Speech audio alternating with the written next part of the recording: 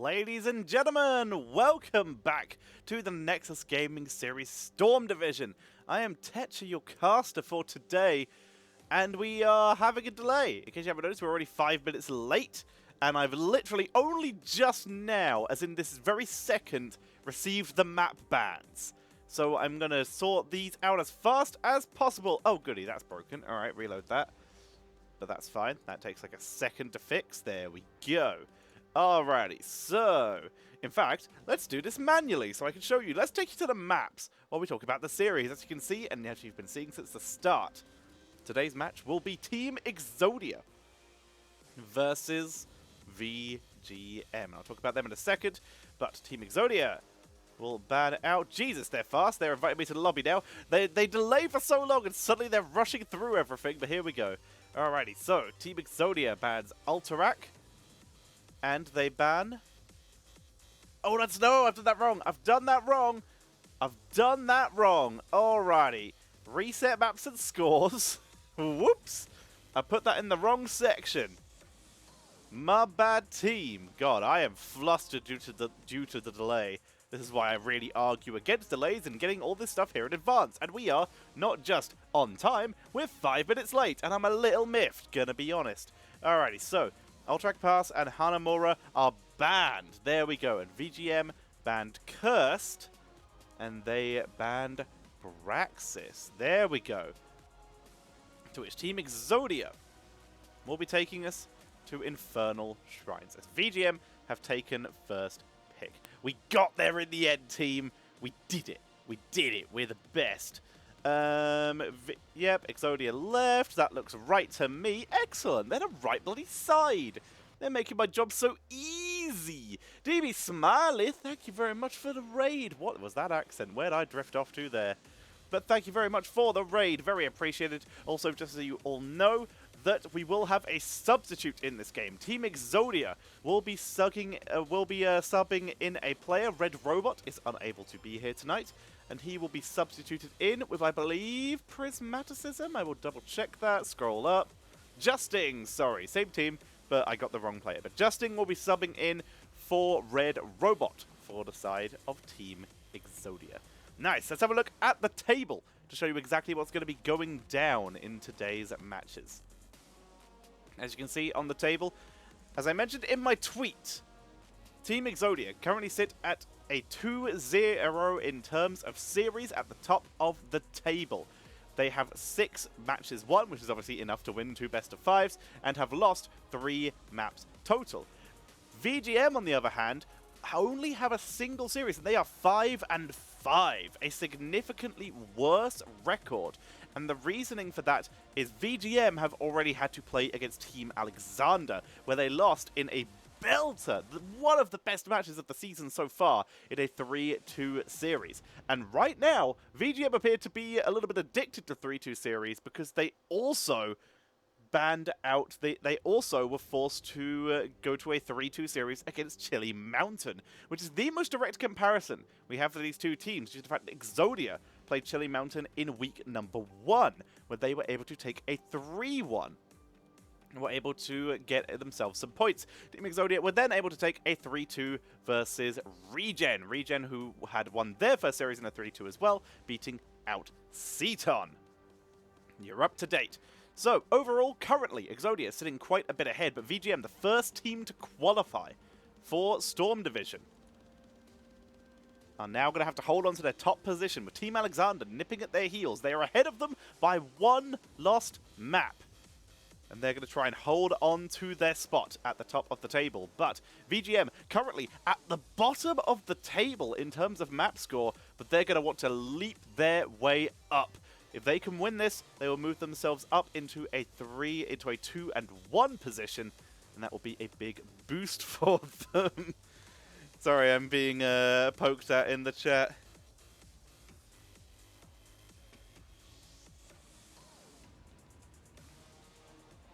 There we go.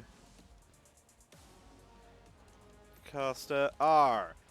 Alrighty, so I think we're going to be good to go very shortly. We have one team ready. We have both teams ready, in fact. I think we're going to be good to go quite shortly. as we're going to be getting ready to head into game number 1. But while we're waiting for the teams to hit go on that, allow me to sell out to you all for a second that if you are enjoying the games today, I have set a commitment that by the end of week 4, we have just started week 3 now, by the end of week 4, I believe we can hit $2,000 on the Matcherino to raise the prize pool. Exclamation mark Matcherino in chat means you can donate to the prize pool for Storm Division. Now, I believe we can do that. I believe that we can hit that limit, but if not, I know 100% that I believe we can hit $2,000 by the end of the season. Plenty of time. Prove me right, Twitch chat. Twitch chat always proves me right when it comes to being incredibly kind and supportive of the Heroes esports scene. But we still have a little bits to go. We're at 1,254. Let's raise that money up. Exclamation mark Matcherino in chat to support the Nexus Gaming Series Storm Division. Let's get this rolling with VGM taking first pick and first ban as Team Exodia are the ones taking us to Infernal Shrines. Ooh! You can also support the wonderful people behind the scenes, including the admins, mods, and the wonderful web developers that keep everything running by checking out the Patreon. I'm sure there's an exclamation mark Patreon in their chat somewhere where you can become a Patreon for Nexus Gaming Series and support wonderful people who work behind the scenes. As Medivh is removed, terrifying hero. Massive turnaround plays are available with the hero. He makes drafting a lot harder because he is kind of a game flipper. There's no direct counters to Medivh outside of certain burst and stun heroes. Okay, there's several counters to Medivh, but in this case, he's still someone who changes the way the game is played, and that's why he is a consistent ban. Abathur you'll see in a similar base, same with Vikings on maps like in Towers of Doom, as we see Yarel taken out for the offlane. If you want to support me, your caster, any subs or donations that come through during this stream, aka while I am casting Storm Division as Samuro is bad out, any of those subs or bit donations that go through while I am casting will go to support the caster and allow me to survive. I'm going to have to start feeding 2 mouths as of 1 week's time when the love of my life, Jinxie Cat, will be arriving in the UK. So she will have the joy of joining me in casting 6 AM matches. Woo, baby, let's go. D.Va, who is now allowed and has massively leapt up in priority these days, is going to be removed. So VGM definitely panning out those game-changing heroes. Samura with the split push, the Medivh with the protected and the leyline potential. They ban out those, whereas Team Exodia choose to dominate the offlane. They remove the 2 potentially most overpowered offlaners in the form of Yarel and the D.Va, which allows Chromie to be picked up very early for VGM Gaming. Tiger JK going to be hovering on that for the moment. But again, swaps are available. Let's get this going. Team Exodia now. First 2 picks. Tanks are currently untouched.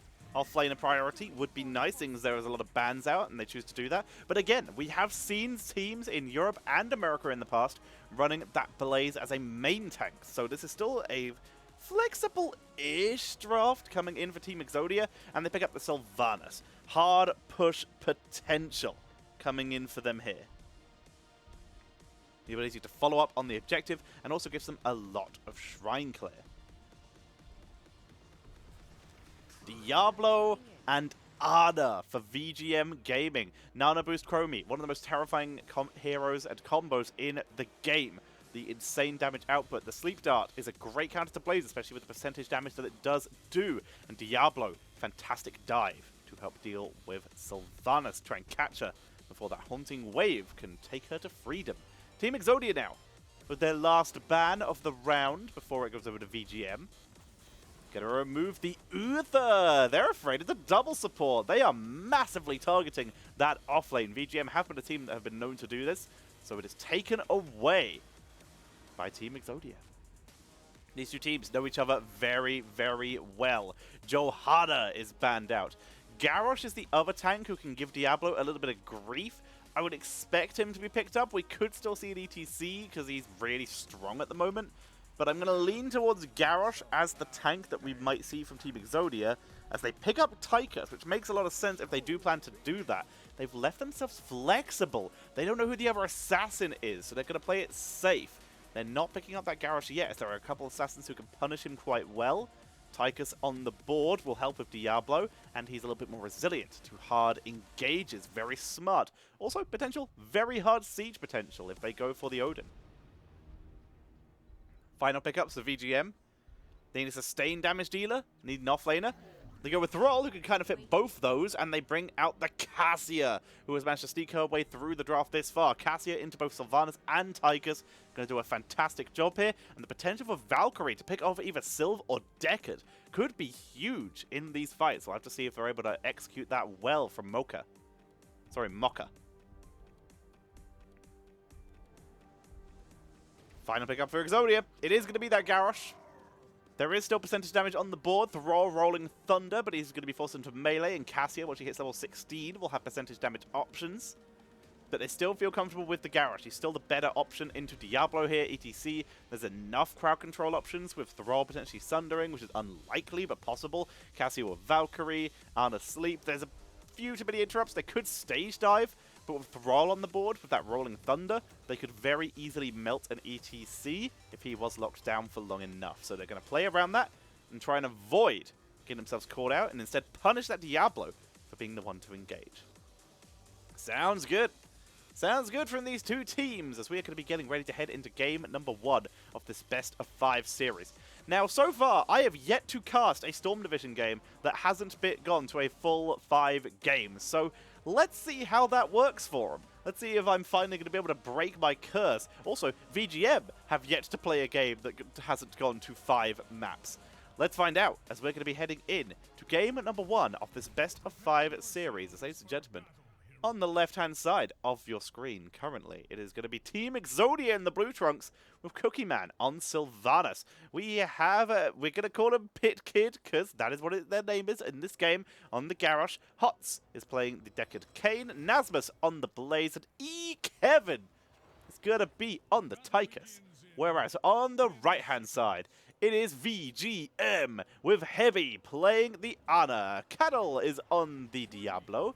Mocha going to be bringing out the Cassia, Vespertine on the Thrall, and that leaves Tiger JK on the Chromie.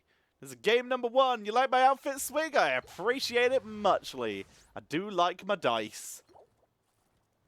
So, we begin. Potions being placed all around. Chromie is trying to siege Sleep Dart, and they will get some damage. On to Pit Kid. Level 1 talents. We do see the deep breathing. It got nerfed, but it's still going to come up for Tiger JK here. So they are still going to bring that out. See how well it is executed as the game goes on.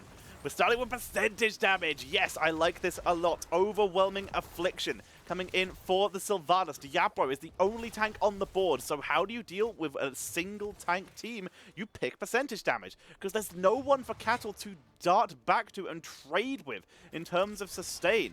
So combining that percentage damage from Cookie Man to kill Cattle and the percentage damage of Tychus to kill Cattle means it's going to be leaning heavily on Thrall and Cassia to tank the damage and allow Chromie to keep sieging in. It's a very smart pickup that might allow them to bully Cattle out of lane and remove frontline protection and peeling from VGM.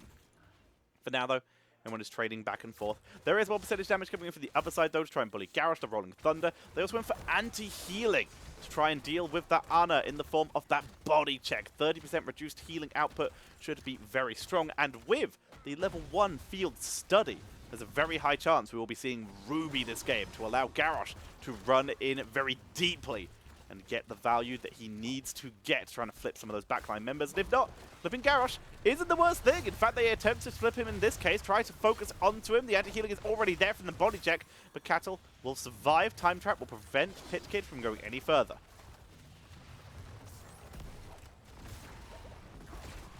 They hold the lane for the moment, clearing out the minions.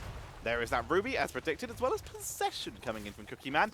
Extra wave clear, extra pressure. Cookie flipped in. Haunting Wave gets out. Anti-heal grenade from Ana, not enough to finish the job yet. Siege Camp. Kazura is going to be pushing in that top lane. Cookie Man, though, coming up to deal with that. In the meantime, counter Kazura's taken for the side of Team Exodia as they get their Impalers, as Fallen Shamans are being taken on the top part of the map. blasting their way through. Tiger JK, a little bit lower mana. Is already up to 6 stacks on that deep breathing though. We're going to be seeing Plate of the Whale coming in from Cassia, so going for the mobility healing. And Blaze, full auto attack coming in here from Nazmus, bringing out that Incinerated Gauntlets and the Adrenaline Stim Pack. Maximum wave clear, high pressure onto the objective. Let's see how well they're able to use that. And Tychus within the rhythm coming in here from Team Exodia. Kevin going to be looking to get those stacks up and continue to bully Cattle. There's the stun, deep breathing, big damage with Mobius Loop. Now off cooldown for Pitkid. Cannot land the stun onto Mocha as Mocha zones them away. Meantime, Sylv is trying to de-push Vespertine, but Vespertine has been able to get some good damage for the trade.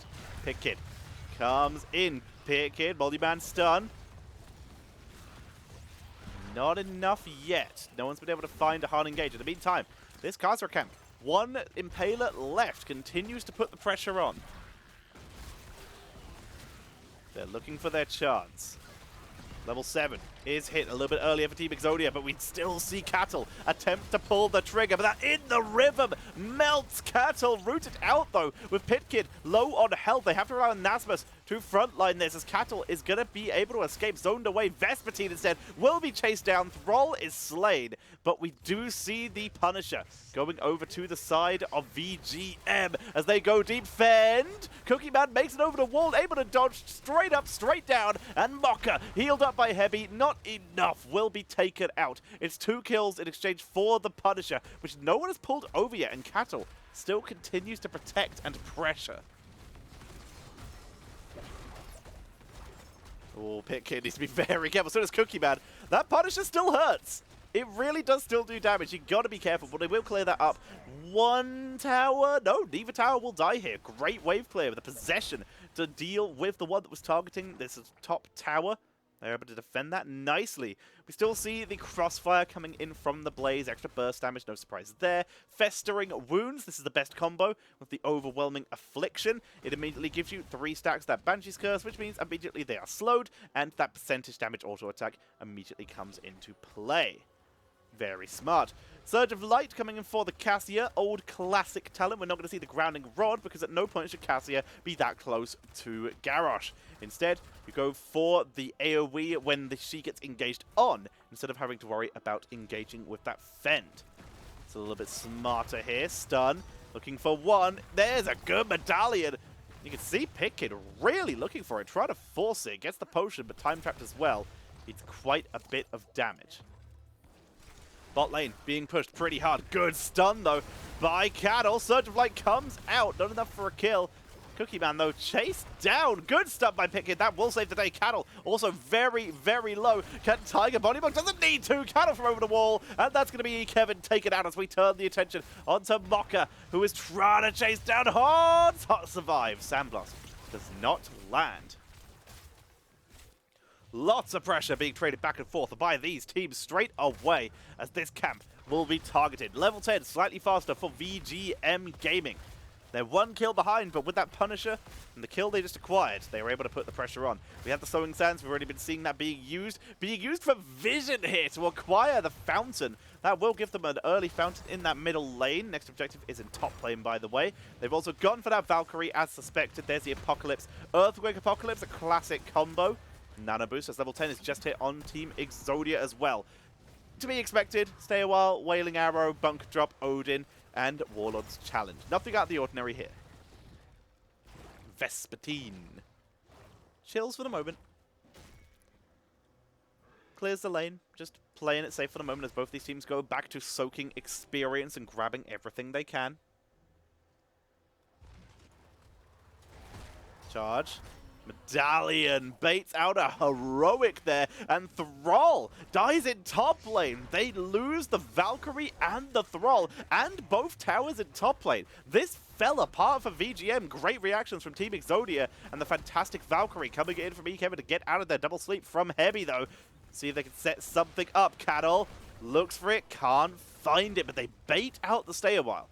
Now, you can still argue that that Stay a While was worth picking because if they had engaged, that Stay a While may have saved a life.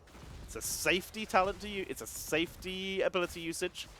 They will not happen for the next objective, but Safety at this point, maybe considered to be more important. Kevin melting Cattle. There's the Surge of Flight. Torch and Silence. That is an easy kill onto Johanna, as Hots is in serious trouble with the bunker. Holding the front like Cookie Man has to back up, though, as the bunker is slain. The Earthquake is holding them down. Mobius Loop doesn't get the Soul Cookie Man, who will escape here. And they somehow get away with the 1-for-0 there. I was sure that would become a 1-for-1. They begin to push up. Sand being sent out by Tiger JK. Continuous harassment. Cattle not going for a hard engage there. He's just trying to keep Nasmus away from Vespertine while they wait for the return of Mocha on Cassia. There's the throw onto Cattle, but Kevin is not in position for that percentage damage. Good Medallion to prevent the stun from Nasmus as Cattle holding the line. Get caught by the root of Deckard as the Odin is popped. They begin to siege, but Cattle and Mocha are wrapping around. Currently it's 1-0 on the objective. No one's got it. Valkyrie, easy pull. Odin is deleted. That armor will not help you as Kevin is taken out, and VGM will finally begin starting on that objective. Level 13 just around the corner for both teams as Nasmus begins to clean up. He's just going to be trying to soak for his team as fast as possible, get that 13. By the time he has done so, everyone will be up. They will have Kevin back, and they'll be able to use that for the defense. Fort will be pressured as well. We do see Vespertine coming in. Not the best wave clear overall, but going to be enough with the minion wave arriving to save the 4, but it's going to be quite close. There's level 13 on the board. Ancient Blessings, Cold Embrace for big burst plays. Neosteel Coating, going to be very important for Tychus to not die. Garrosh, yet to pick. Yet to pick yet. We'll see if he picks anything exciting. We also have the Gloves of Alacrity, no surprise there. Full Fire Stomp, Frostwolf's Grace for the quick heal burst.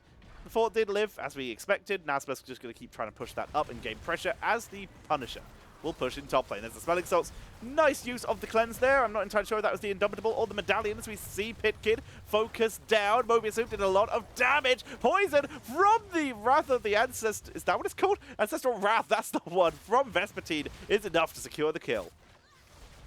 Got very confused by ability name there. Cookie Man. Oh, Cattle was looking for it. Stun on that tower. And Cookie Man may have perished. Slowing Sands now dropped. Going to make this defense much, much harder. With no Garrosh to punish anyone. Sylve gets caught. Haunting Wave gets her out of danger. They pile on the pressure. Looking for the first keep of the game. Cookie Man caught in one Mobius loop, but able to survive potions. Topping them back up. There is the possession. That buys them enough time. They kill off the Punisher. They will live. They're going to try and get onto Mocha here. The mount is denied. They chase it down. Good double sleep dart from Hebby, though. And that's going to be enough for everyone to get away. Hebby putting on a performance in this game. These sleep darts have been good. Really piling this on right now. Team's clearing up. Doing the best they can. Another Khazra camp is available only on the side of VGM and this center point, though. The ones for Team Exodia will be up in 1.5 minutes. Meantime, aggressive invade onto the, not onto the camp, but onto the vision positioning bushes of VGM Gaming. Sleep catches no one. Hots now having to retreat because Pitkid is having to sacrifice himself for this. Down they go. Eaten alive. Mobius Loop. Cookie Man gets destroyed there. Vespertine is mounted. Chasing it down. Going to try for the wraparound play.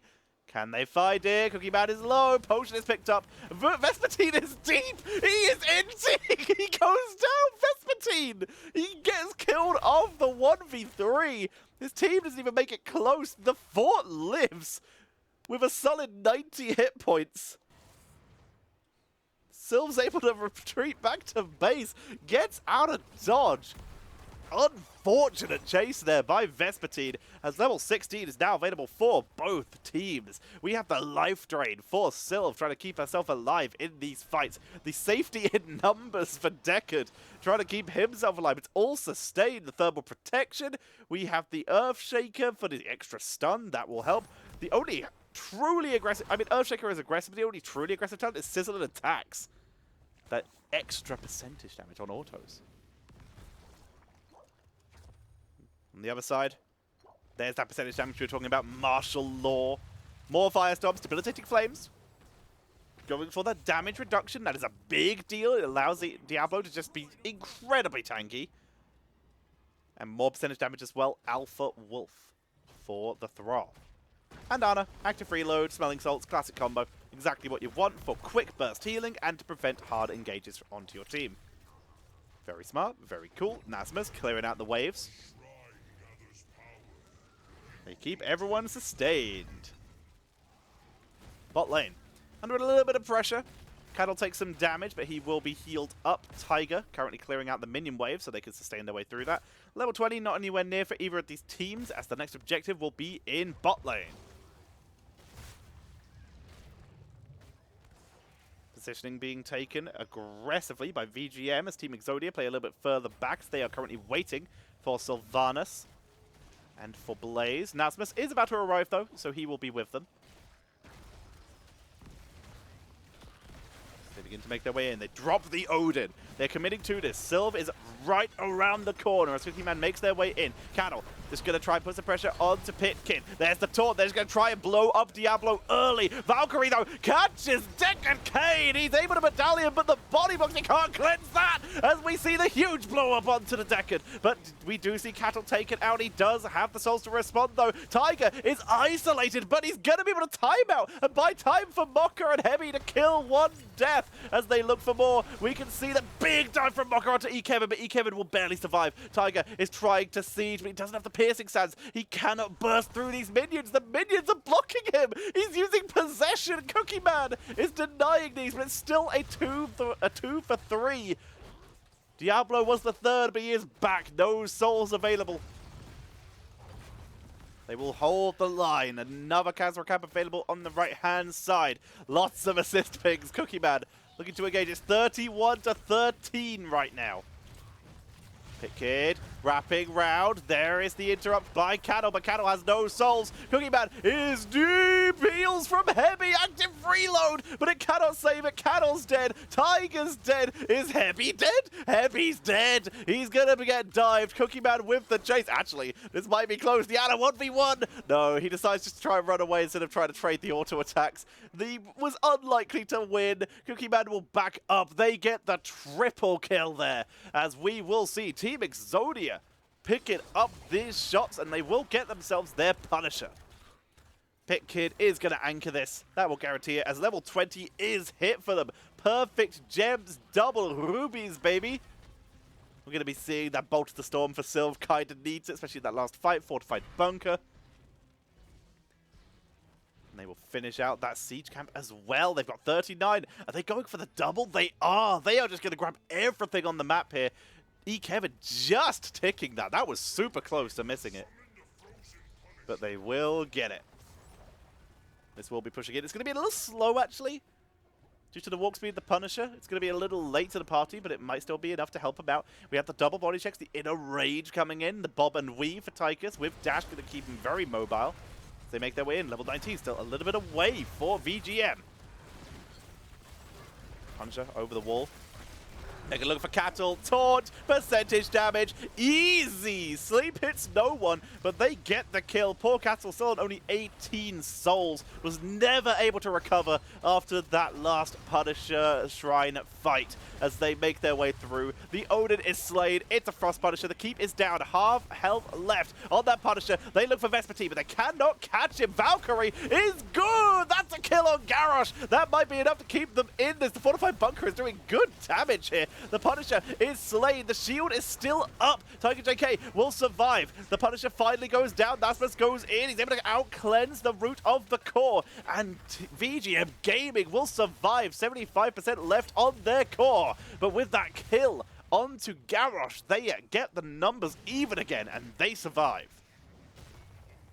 They hit level 20. Hellgate imprisoning light, baby. Let's go. The extra blinded. The silence. The roots. This is genius.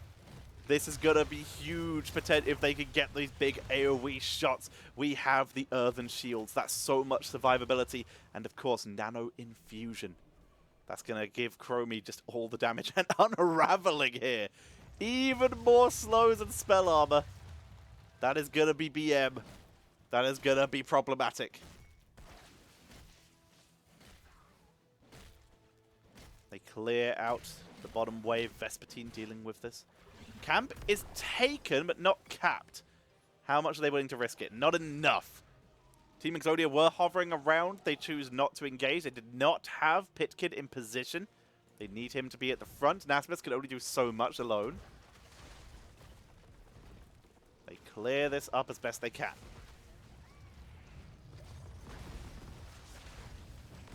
Team Exodia just putting on the pressure right now. Let's have a look at Cattle's souls up to 30. Still low. Cookie Man moving in to pressure bot lane. Clear up the minions and was actually, I think, looking for the kill onto Vespertine, which they can just do. Sylvanas is pretty good. If they could dodge the route, I think they win that 1v1. Kevin removing the vision. Preventing anyone from getting caught out. A trap has been set by VGM. Tiger, that's actually the worst person to get caught by this. They look for it. Pitkid, he's diving. Nasmus, they stun once. Look for it. There's the medallion chasing him down, but they can't get it. Instead, they turn onto Cattle for the kill. Sizzling attacks. He hellgates. Cattle, oh, the shields. Cattle gets out. He's going to survive. They turn it round. Pitkid is low, but Cattle will be the one to fall. Pitkid will survive. Mocha, big stun by Nasmus as they get the double kill. They can't go much further, but they're still going to drop the Odin to siege this down from range. But Tiger is looking to hold the line, looking to force them back. No damage to keep this day. Instead, they move to bot with 2 kills. They think they can end this. It's up to Vespertine, Tiger, JK, and Heavy to hold this game. The Mobius loop is good. Damage output is low. Tiger stunned. Timeout. He buys time, and he is flipped, baby. Tiger JK is down. That leaves 2v5. Vespertine, he can only do so much. Heavy trying to keep him alive, but this game number 1 will be going over to Team Exodia. A valiant attempt. A valiant attempt coming in from VGM. But Team Exodia able to claim that first game of the series with a fantastic push. Very nicely done. What a performance for these two teams. 15 kills to 7. And that is the power of killing a Diablo late game. You could see that they struggled. The second Cattle was picked off once. They couldn't get them. They just couldn't step up to get those souls back. Even with the lanes pushed up, they weren't even being pushed that hard is the issue. And by that point, Cattle ended that game on about 40 souls. He never recovered due to the incredible pressure. These are best of 5s there. Lupus. It's never Lupus. Well played by Team Exodia. And you can see there, that percentage damage value. 63,000 hero damage from Sylvanas. Tychus keeping up mostly with 48,000. Chromie, Tiger JK doing most of the wave clear for his team. Just dominating that game. Not enough to finish the job though. They were pressured a little bit too much to be able to get the turns there. And of course, that Cassia, really solid idea, but Cassia's damage comes from a little bit closer range. They took the Gloves of Alacrity to help out with that, and it did really give them some assistance, but they weren't able to get the value they really wanted in those team fights due to the hyper-aggression and positioning of Garrosh. What we saw there is the power of a single tank, in this case the form of Diablo, being countered by heavy percentage damage, not allowing the frontliners to get the backliners to get the freedom they were looking for. Here are the talents for those who want them. Big talents to point out here again, Inner Rage and the Body Check. The Body Check build starting to rise in popularity a little bit here. Going to be useful very heavily for killing off single tanks, preventing that big healing, because of course Anna can active reload, but if every active reload is going to do 30% less healing, or 45% less healing once we hit level 20, then you're going to start to have problems. Very nicely done. It's one of the bigger talents in this game. Very, very important. And I do quite like that we went for the perfect gems, honestly. Perfect gems for double Ruby meant Garrosh was very, very hard to kill. So that was very smart there. Ready to have a I like it. Nicely done. Team Exodia, 1-0 up in this best of 5 series. So we're going to be waiting for the next map to materialize, and we'll be able to get started with that as soon as it has. Scrolling, scrolling, scrolling. What do we have? Do we have a lobby yet? I should be looking at my friends list, shouldn't I? That's going to make it easier. There is a lobby. Nice. And I can join it. 75% at 20. Is it 75? Oh, it's an additional 45%. You're right, Leon Black. Thank you. I misinterpreted my readings. You are correct. My apologies for misremembering. Thank you for the reminder. Alrighty, so the next map has been decided. Let's see who they set for first pick. Alright, so unsurprising there that VGM have opted for first pick again. So, ladies and gentlemen, let's find out where we are heading for this game number 2. We are going to be heading to Towers of Doom. Towers of Doom will be the map chosen by Team Exodia, with VGM opting for first pick in this best of 5 series in game number 2. It's going to be a Storm Division game, because we are going to be playing the best teams through multiple qualifiers. The best teams in the world. We can't even just say in America, because we have a Latvian player. We have South Korean players. We have some of the best teams in the world in this division. This might just be the highest level of play that exists right now, as we are getting ready to head into game number 2. We don't have enough European teams. We need a Season 2, and we need the European teams to sign up for it. We know they can play. We know they can play because they've been playing on NA for the last couple months, but they didn't get in for Storm Division in time. So what we need is a Storm Division Season 2 to get the EU players in. Let's freaking go. 100 bits for Exodia. Thank you, Caparius Cloud. Thank you very much. Very appreciated. I'm going to give him a caster is R. Because caster is R. As a reminder, everyone, and a big thank you to Capricious. It's Capricious Cloud. Thank you very much. Big reminder that if you donate bits or subscribe when Storm Division games are going on, then the income from those subs and those bits goes directly to the commentator. So in this case, thank you, Capricious Cloud, for supporting me directly. It is very, very kind of you, and if you want to support your casters, then that is a fantastic way to do it, while also growing the Nexus Gaming Series page. It is all very, very appreciated, as we are going to be heading into the draft for game number 2. As a reminder, we also can support the prize pool by hitting !Matcherino in chat and donating directly to the prize pool. So, Capricious Cloud, if you want to support Team Exodia, then that's a fantastic way to do it. By donating to that prize pool, you can make it so that if they win, then they'll have a bigger share of money. And that's exactly what these teams are playing for. A wonderful prize pool, which is being supported by the incredible people in the Heroes of the Storm community. We're already up to over $1,000, 1,254, I believe, at this stage, and I know we can hit over 2,000 easy peasy as we see Medivh getting banned away. Nice and easy. Love your streams. Thank you, Capricious Cloud. Very appreciated. I should do more of them as we see VGM with their first ban. Team Exodia, they focused on solo laners last time. This time, they focus on split soak and split experience. Oh, Malin Music, thank you very much for the 300 bits. Thank you for supporting your caster in these trying times. And thank you very much for the dogs. That's what we like to see. We love the Frankers. Thank you very much for the support. It is incredibly appreciated. Let's freaking go. Here to watch Kevin pop off. Thank you, Gal the Gooder. How you doing, buddy? As we see Chromie getting removed. They played it very well last time, but they do not want to give it over to Team Exodia. Alrighty then.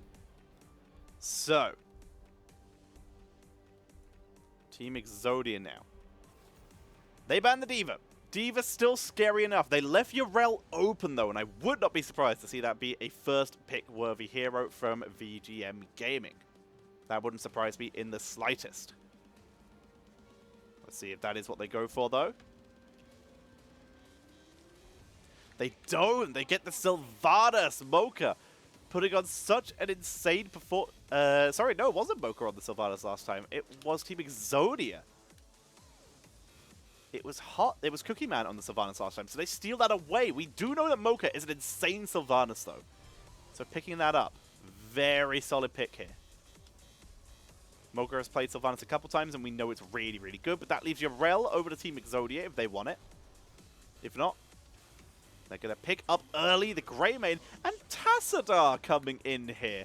Tassadar, a hero who's kind of fallen out of favor a little bit, but is finally going to get played in this game at number 2.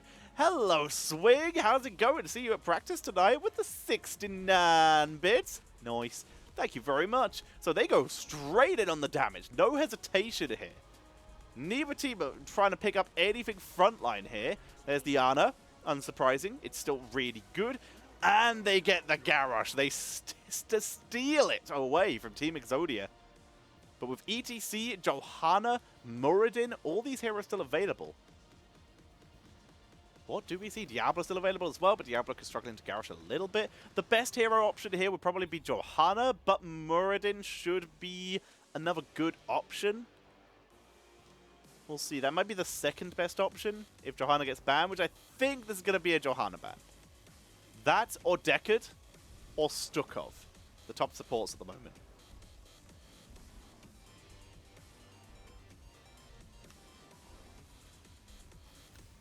They ban some Muro again. They're sticking with their guns. They don't focus on tanks or anything like, or tanks or supports. They just focus with what they're scared of. My picks were correct though, as we do see the Deckard Cain and the Johanna coming in here. Johanna, the best tank into Garrosh, because once she gets thrown, she has Iron Skin, and now she has Medallion 2, which makes her even harder to lock down, so she's the safest tank. Going to be able to tank through most things. Maiev though, hello. That is interesting. That's another great Nana boost target as the second damage dealer, as Yarel is going to be picked up for the offlane coming in from VGM Gaming. Ain't that fascinating? They get the Maiev, so there should probably still be a Warden's Cage, which Johanna can pop, but not if she has no shield. And that might be the bullying strategy here. Just keep people in the cage and let Sylv eat them. Maev's going to have to do a lot of damage. It's going to have to be a reset Maiev build, and she has to get really good damage output. Here's the Malthael. Going to try and deal with that. Garrosh, the tankiest frontliner. Yarel will be able to tank a lot of that damage, though. So Malthael's going to be here to try and pick off heroes as quick as possible.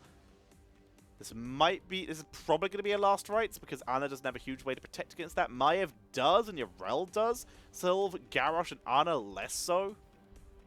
So we might see this Malthael used as a last rites, but Tormented Soul could still work here. It could really apply pressure to that front line of VGM by spreading the damage to all of them. We'll have to see. Fantastic and fascinating drafts from both these teams. So we're going to begin loading in to Towers of Doom. Overall, that Maiev is definitely a swerve coming in from VGM Gaming, but the potential is there. There's potential for very high group up coming in from the side of Team Exodia. They just have to be able to pull it off, get the resets without having Maiev be punished. Let's find out if they can do it as we head into game number 2 of this best of 3 series. Currently 1-0 up in the series. It will be Team Exodia, with Cookie Man playing the Greymane, Hot on the Deckard Cain, Nasmus on the Malthael, Pitkid going to be playing Johanna, and Kevin going to be on the Tassadar. Of course, Hot's Toby, Pitkid is going to be Justing. Whereas on the right-hand side, it is VGM Gaming, with Hebi going to be playing on the Ana, Mocha on the Sylvanas, Tiger JK going to be playing on the Maya, Vespertine on the Yarel, and Cattle is going to be busting out the Garrosh. Let's get this going. As we look at the level 1 talents.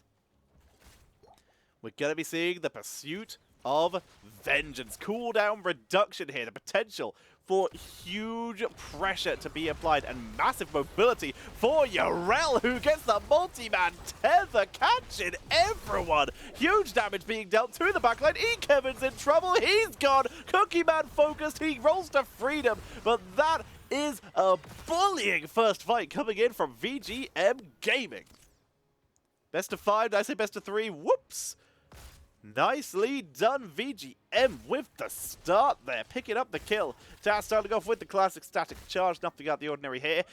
Risky pick of Laws of Hope coming in for Johanna. Not going to be going with that cooldown reduction on the Iron Skin, which might help against Garrosh instead. Just going for the sustain to deal with the poke damage that will come in from Sylvanas, who has gone for the classic and standard these days Might of the Banshee Queen. There's enough front line. Johanna is, of course, a solid front line, but this talent is more consistent damage output because it gives you spell power, which will allow you to get better damage to the Shadow Dagger, which will work around Johanna's blind.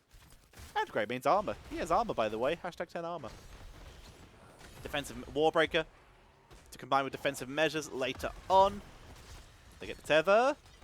They do not. Nasmus just going to eat the damage. Tiger just looking to duel this one. Vespertine also came in. Top lane is being completely abandoned. Invade gets the shadow, holds it with a delay. Vespertine channeling it in. Johanna makes the way back up. They're going to try and hold this heavy from over the wall. No health, but the camp is stolen. Vespertine's diving deep. Cattle's low. They can't afford to stay here, but they can afford to kill Pit Kid. Body blocks are good. Vespertine with a delay. Actually, Vespertine is going super deep. They're looking for Kevin. Oh my god, Tiger. Tiger, you have no mana. He gets the kill. Can he get out? Vote the Wardens. The tower dies to the Zapper there. And they get a double kill. It's 3-0. What is happening here? As they just rush it in. VGM, they're speedrunning. They begin to burn through that front wall. Entire front wall taken out easily here. There's that Ruby once again to protect that front line. Maiev pinned down. Potential huge damage output if they can get all those stacks. Debilitating dart. Gonna be good. And the Mercenary Queen. This will help out a lot later. And has already helped out a little bit. Hand of Freedom, no surprise there. Sin's exposed, extra damage output. And the thick skin. Yep, more armor. Coming in from Greymane. Because they have realized, oh no, we are dying. There's the Iron Skin. This is why Johanna's so good into Cattle. Forcing him back, that Garrosh. Struggling to get the flip they needed onto that Johanna. Channel comes in from Hots. That will guarantee them 4 shots minimum. But there's the potential for an invade up top. Malthael choosing not to channel yet. They're trying to force VGM to make their way up here so they can gain XP advantage. Pit Kid finding the enemy team, so they're showing. Tiger choosing not to contest, instead duels Cookie Man. Shots are won, bringing the core advantage right now to Team Exodia. Despite no kills acquired, the kill-heavy style of VGM not translating into shrines yet. Force Wall comes out, Kevin though on the wrong side of it. Damage. Good dodge by Mocha. Takes a lot of damage, though. They're still looking for Kevin. They're running them down. There's the tether. That's enough. As Tiger gets reset after reset. Mocha came back in, so he's going to retreat. Heals come out from Heavy as Tiger begins to just eat people on the backline. There's the resets. One more time. Cookie Man is low. They can't chase him, though. Good healing from Hots to keep the rest of the team alive. But talent advantage, kill advantage, everything looking up for VGM. Still no kills acquired by Team Exodia. We have that Elun's Wrath. That is a huge damage. Really does add up in these big AoE resets. Anti-healer for the Ana.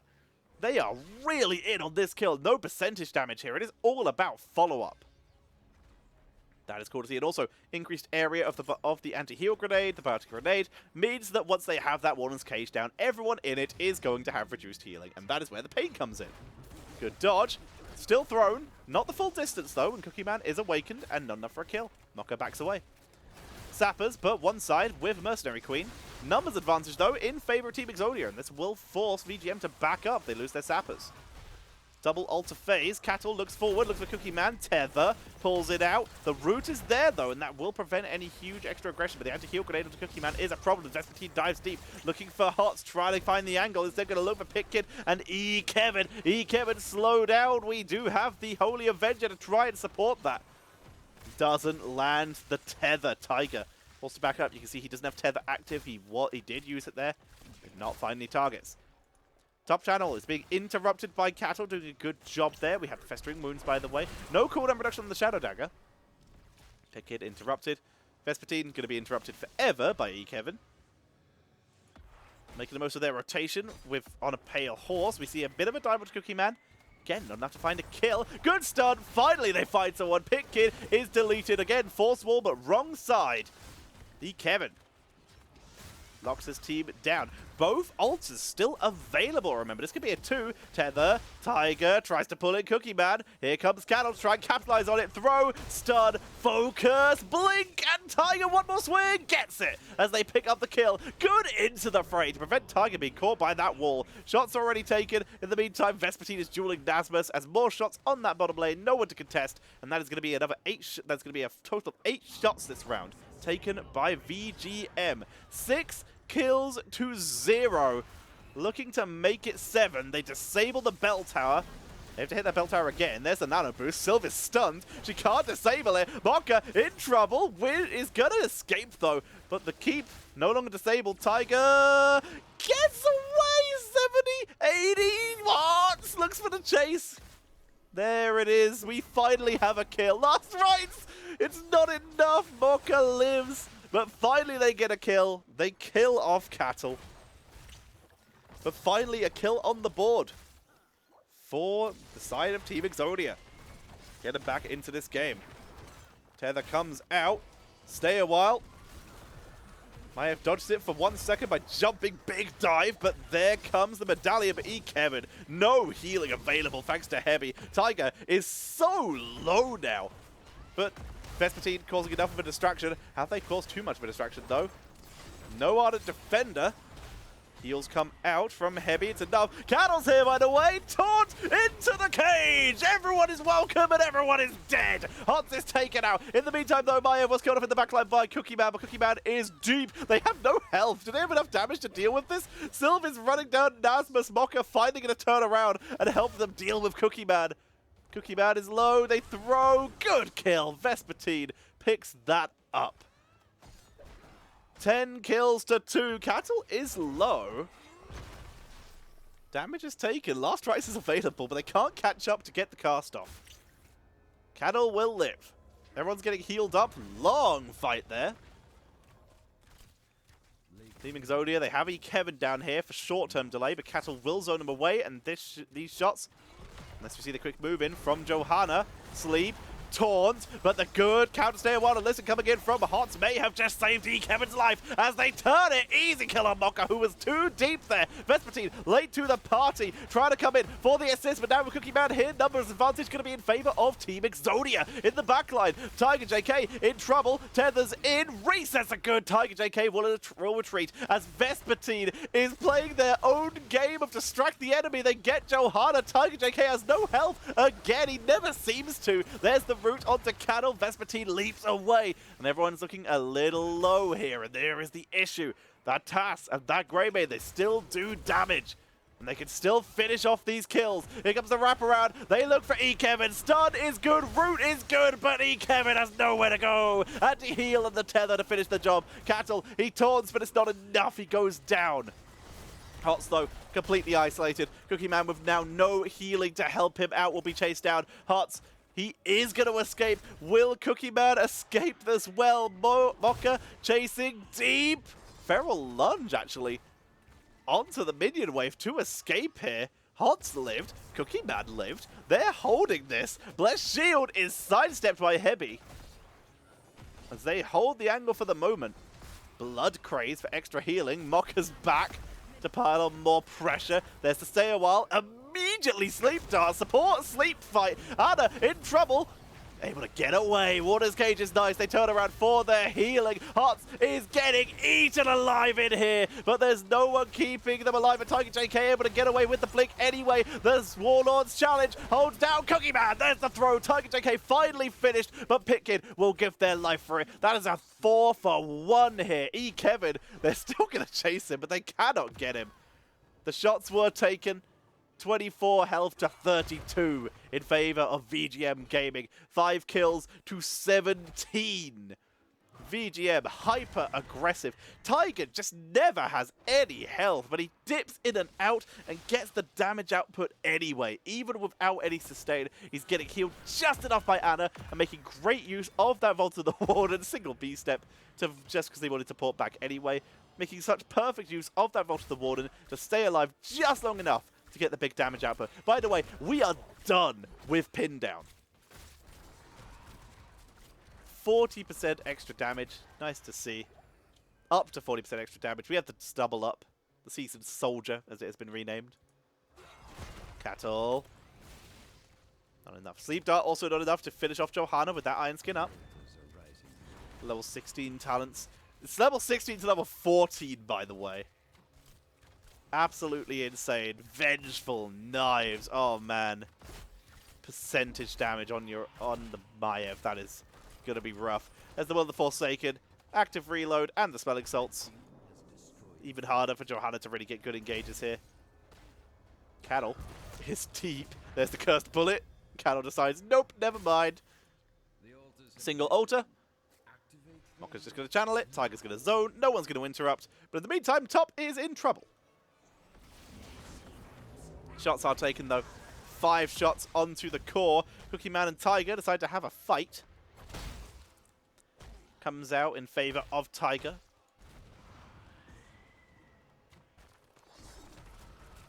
Black arrows being used, but here comes the rotation.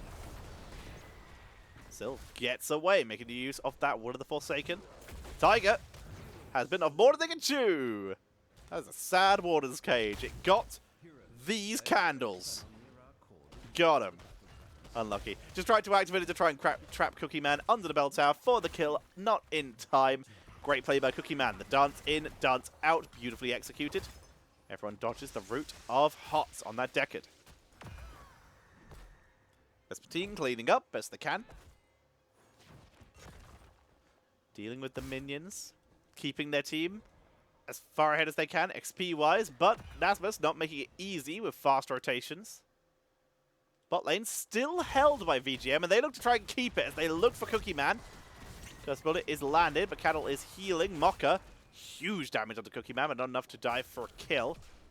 With 16 on the board, we have that Thermal Lance. Good to see. Heraldric Staff, that will help. And we see the Holy Renewal. There's a little bit of healing coming in from the Johanna. Keep her safe.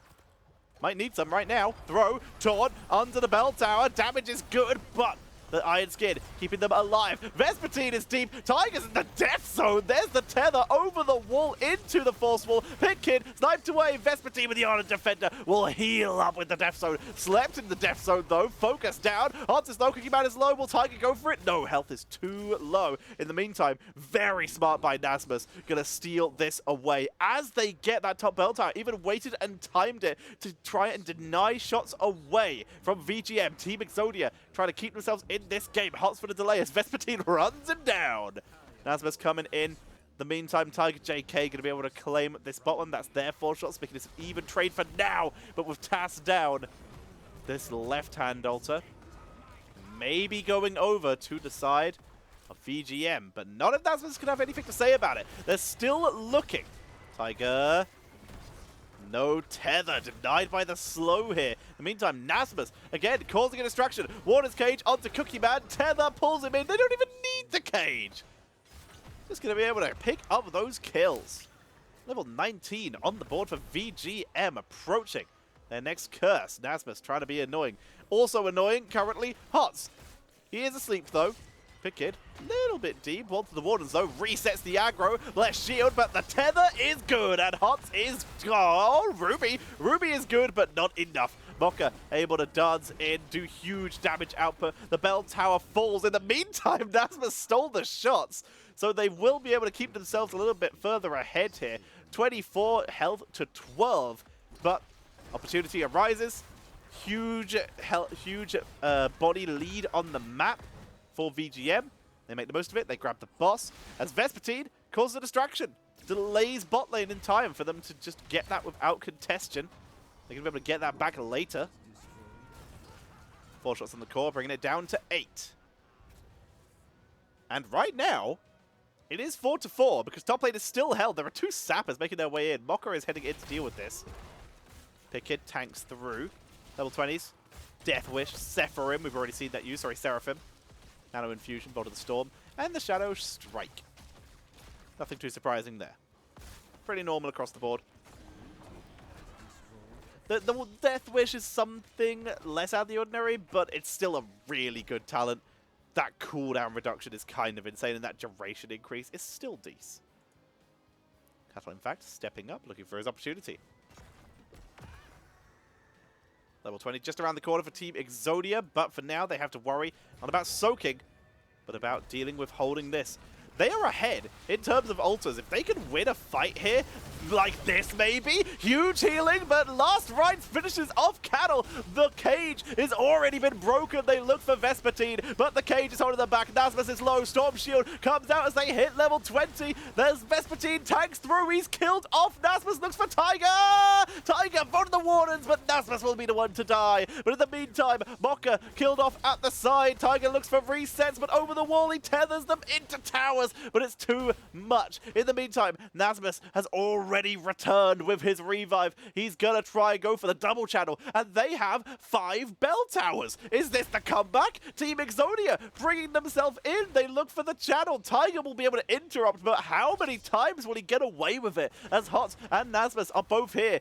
He's low on health and mana. Heavy is finally here, though, to turn this into a 2v2, but they cannot contest. Hots gets it just in time. They don't get the 6th shot, though. Unlucky. The pressure being applied by VGM does work out in their favor, but they will get this left one.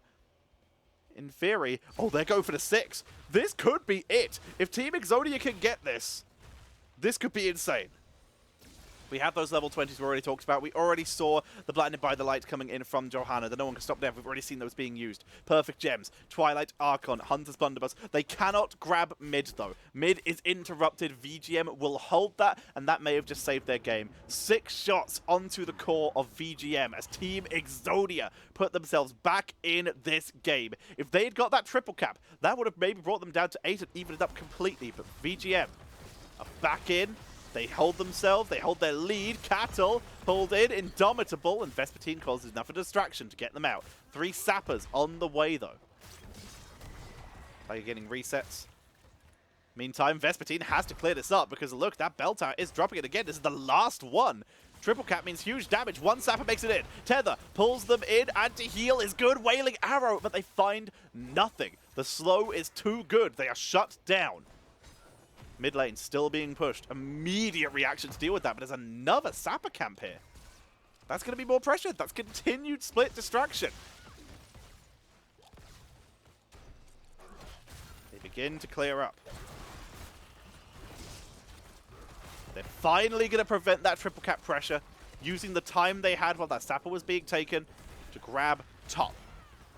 Mid will fall due to the distraction, though, that top did provide. He's able to cleanse through the taunt there. He gets through to sleep as they turn it round. Hots escapes. The cage is a huge distraction as Pitkid is locked inside. Tiger JK with the resets. Last Rites, Cattle will be sniped away here, but Vespertine is causing enough distraction. Mocha is so deep, he goes down. Vespertine is killed off. The Rune lands perfectly onto the Maiev, and that is gonna be it. The altar is spawning in 10 seconds. Top is gonna be pushed in. This will be a triple cap and 7 shots onto the core. Cookie Man is just gonna delay this.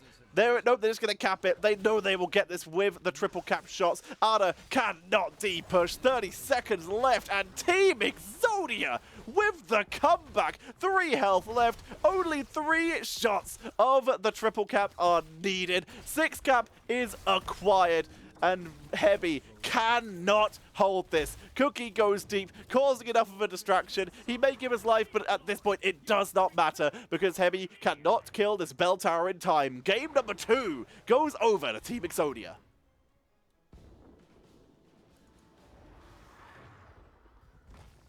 Final shot is taken. Very smart. Very, very smart coming in here for Team Exodia. They're able to take what looked like a VGM game. VGM dominating the early game. But beautifully done.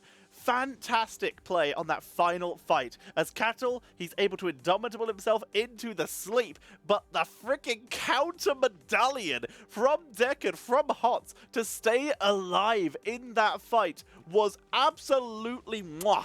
Just beautiful. Unbelievable. Love to see it. Absolutely love it. As Team Exodia move to match point. One game away from taking this series in its entirety and holding their position at the top of the table. Team Exodia and Team Alexander, the only teams yet to be defeated in terms of full series.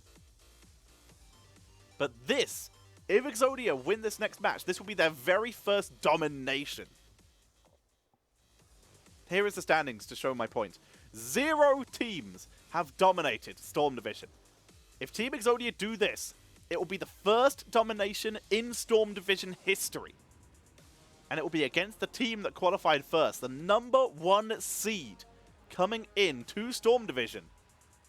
And Team Exodia are 1 map away from a domination. VGM need to full reverse sweep to bring themselves up. If they can do that, though, that will move them up the board into a 2-1 in terms of series.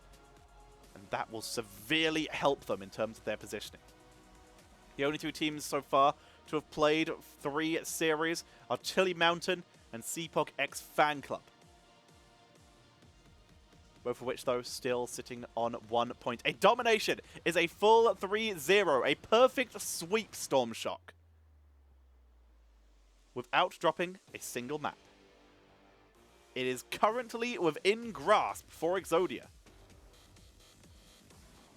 But they have to put some insane. We got a 3-0 yesterday, did we?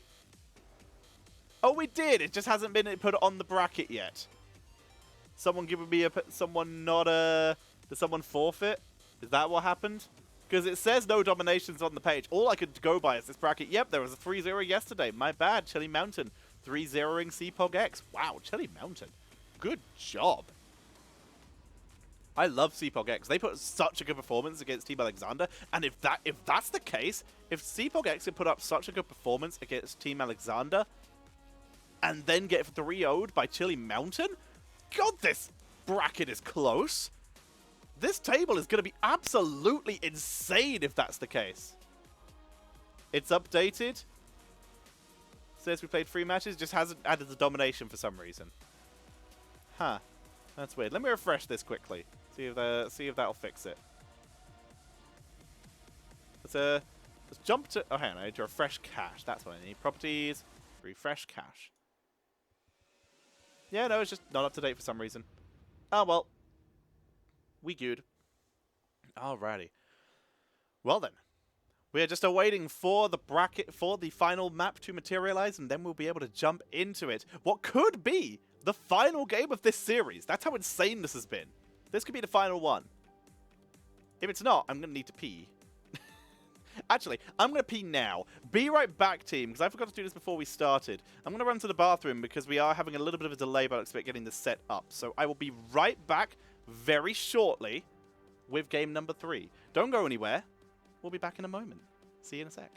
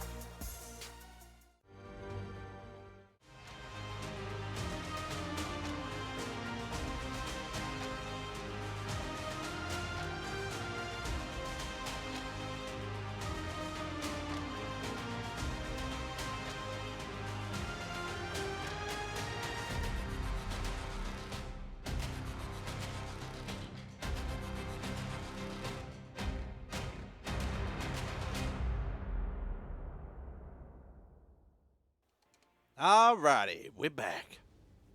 We back. Didn't have to wait too long. It literally took the time it took me to go to the bathroom and come back for a lobby to materialize. So we good, team. So, allow me to show you where we are heading for what could be this final game of the series. We will see as we are heading, ladies and gentlemen, to Tomb of the Spider Queen. Map picked by Team Exodia. VGM, again, opting for first pick.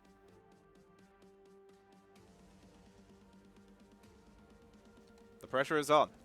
A reverse sweep is needed by VGM to avoid a domination. A full sweep from Team Exodia is on the cards. Wow. This is going to be interesting. We're getting in. The substitute has been removed. So, again, Team Exodia were winning that with a substitute, by the way. It looks like they no longer need their substitute, so Justing, aka Pit Kid, is being replaced by Red Robot, who is the original player for the team. But they are back. They are back. The number 4 GM player in America is back and ready to go. Feels good. We're going to be getting ready to head into this. We're waiting for the last player to join the lobby. And then we will be good. Again, VGM need to pull off a reverse sweep right now. We're heading to Towers of Doom. We're heading to a Tomb of the Spider Queen, so we're going to be seeing heavy rotation, wave clear based compositions. We've been seeing a lot of focus onto single target annihilation of those web weavers from a lot of teams these days.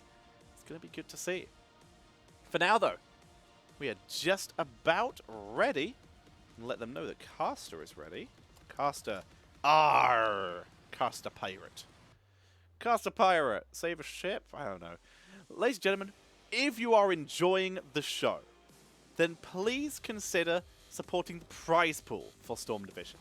By hitting !Matcherino in chat, you can support the prize pool by donating directly to it. That will give all these players even more motivation and support them directly when they win or wherever they finish in the division. We're already over $1,200. I know we can get to 2,000 soon. I believe we can do it before the end of week 4. I know we can do it before the end of the season. Don't prove me wrong. Tetcher, yes. Already said Oh. Yes.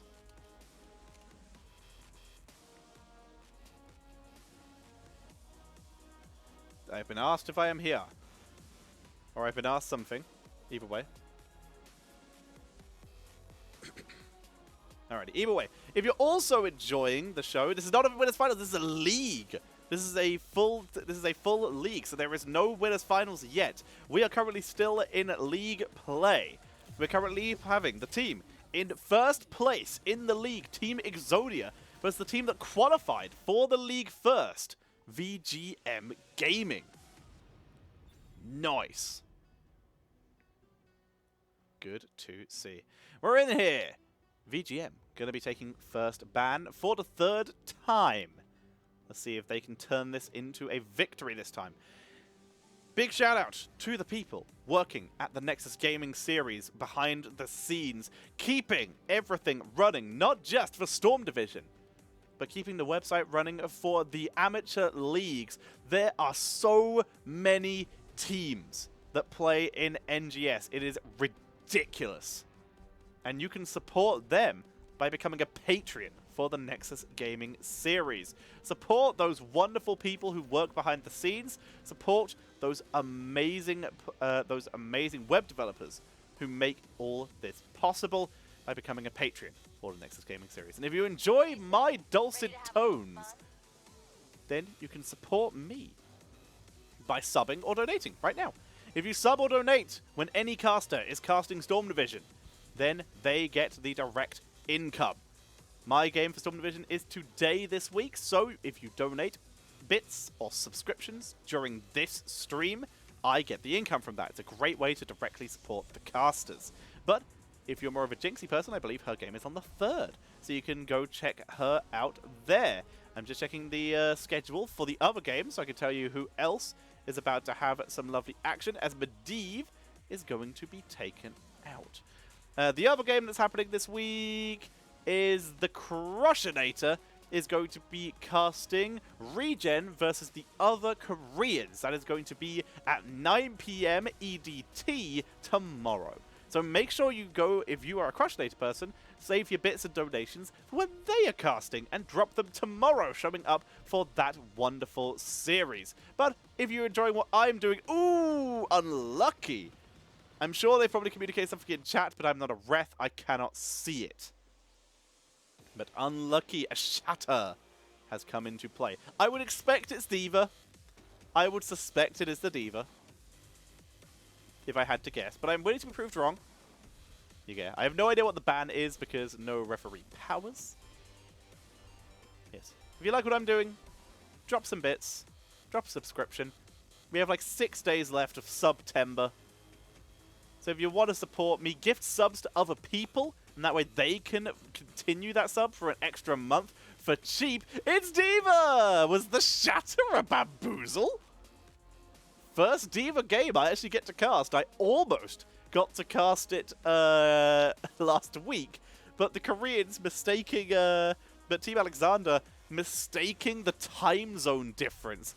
The D.Va was unbanned on the 21st, and due to Korea being ahead of America, they believed it was already the 21st tournament time and picked D.Va and had to quick swap it to Dahaka by quitting the lobby. But D.Va's on the board. Let's go as we see Johanna, Deckard, and Greymane coming in here. Are we going to see another shatter? Probably not, because Cookie Man's the banner. There we go. We see the Ural. So yeah, I assume there was something banned and it just was communicated to the teams. But this is going to be my first D.Va cast, officially in Storm Division. Let's see if it's going to bring them home. VGM now. Last ban, D.Va Sylve on the board. They have Johanna. What are they scared of here? What's rough into Johanna? Probably Diablo? Potentially the worst tank, I think, into them. They're going to ban Chromie. That makes sense. Deckard can do a lot of healing, but that siege is just irritating. There's a very sensible ban out there. Tank-wise, I expect we'll probably see...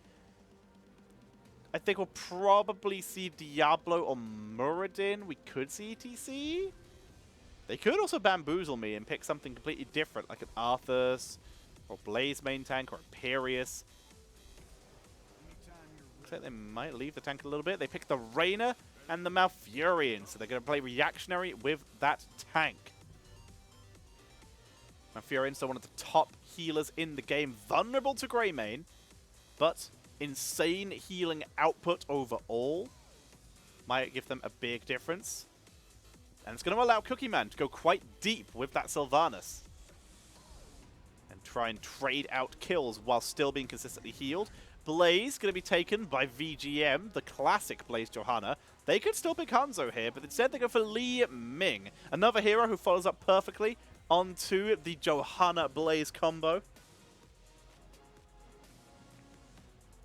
Just drop all the AoE damage with the orb and you get huge kills. And finally, the tank pick for Team Exodia. Red Robot now. With Blaze and Johanna on the board, Garrosh has actually leapt up in priority a little bit here, just due to that Indomitable, to try and deal with that hard stun of Blaze. But they still go with Diablo. Diablo's still the better option here into Johanna, and this is a map with quite a few walls. Li Ming and Deckard are still a little bit more vulnerable. Even Greymane, to a degree, is going to be snipeable. This will likely be a Firestomp build due to the blinds of Johanna on the board, but we could still see them go for an auto-attack build. It's still really good. It's going to be fun to see. These are our drafts. First D.Va that I have got to cast coming in for Team Exodia, who are looking to close out this series and get their first domination of the season, whereas VGM looking to begin their reverse sweep to bring themselves back in and claim their second victory of the season in week number 3. Ladies and gentlemen, we are loading in to Tomb of the Spider Queen. Potentially the last map, so if you have those subs, if you have those bits, drop them now, show your support, and make sure to donate to the Matcherino as we head into game number 3, baby! Game number 3 of 5. Let's do this. Team Exodia with Nasmus playing the D.Va Red Robot on the Diablo. Cookie Man gonna be playing that Sylvanas. Hots on the pleb horse, but the fly is hell Malfurion, and Kevin is going to be busting out the Rainer. And on the right-hand side, looking to begin the reverse sweep. It is VGM Gaming. Heavy, going to be playing the Decade Kane. Mocha is on the Grey Main. Tiger JK on the Li Ming. Cattle is going to be bringing out the Johanna, and Vespertine is on the Blaze. The game begins. We look at level 1 talents, percentage damage, very beefy frontline. They need to be able to kill anyone who they engage on, so they go for that instead. The Exterminator for the fast rotations.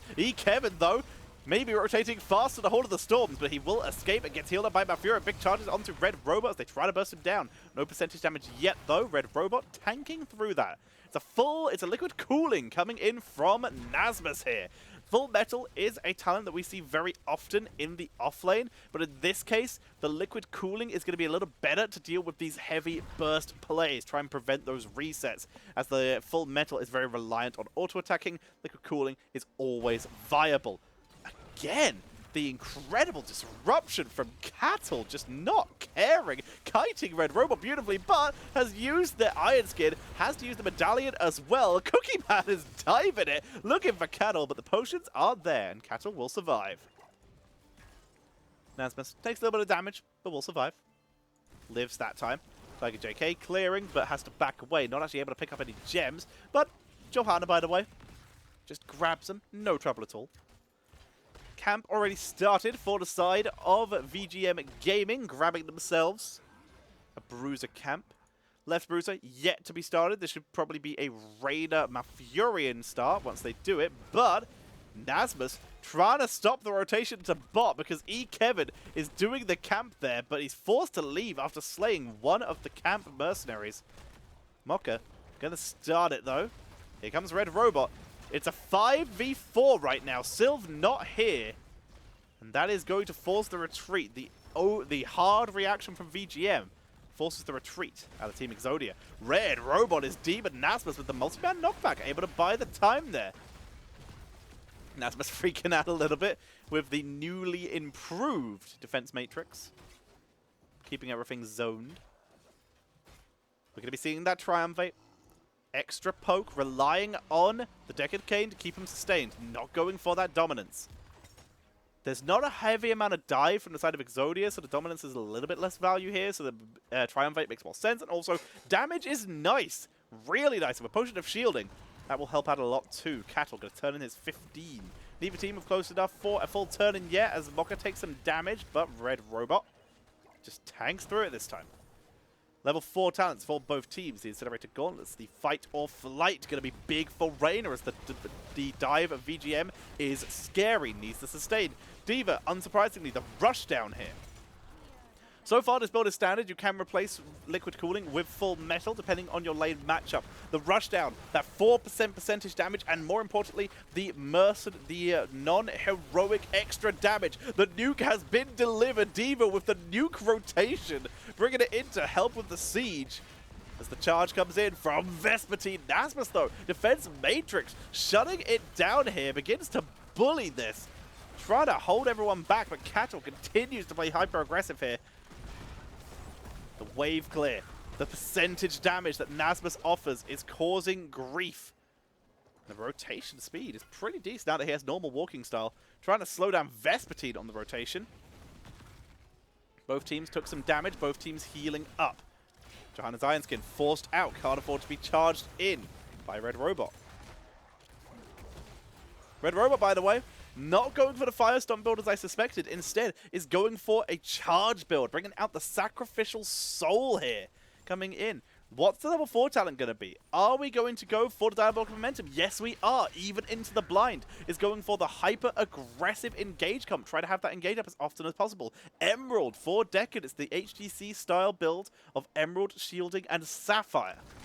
The oppression-based build. This might be first blood as the root is good. Nicely set up by Malfurion. They're able to pick up the first blood onto that Greymane. Red Robot trying to set up, looking for Heavy. There's the Medallion, though Heavy is out, but Tiger in a bit of trouble here. Focus down.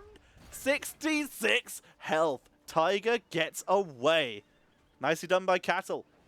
with the Condemn to prevent any extra chase. Turn-in will finally be succeeded. First turn-in of the game goes over to Team Exodia, as well as first kill, as they begin to put pressure onto the mid lane. There is the Calamity coming in for Li Ming. They clean up.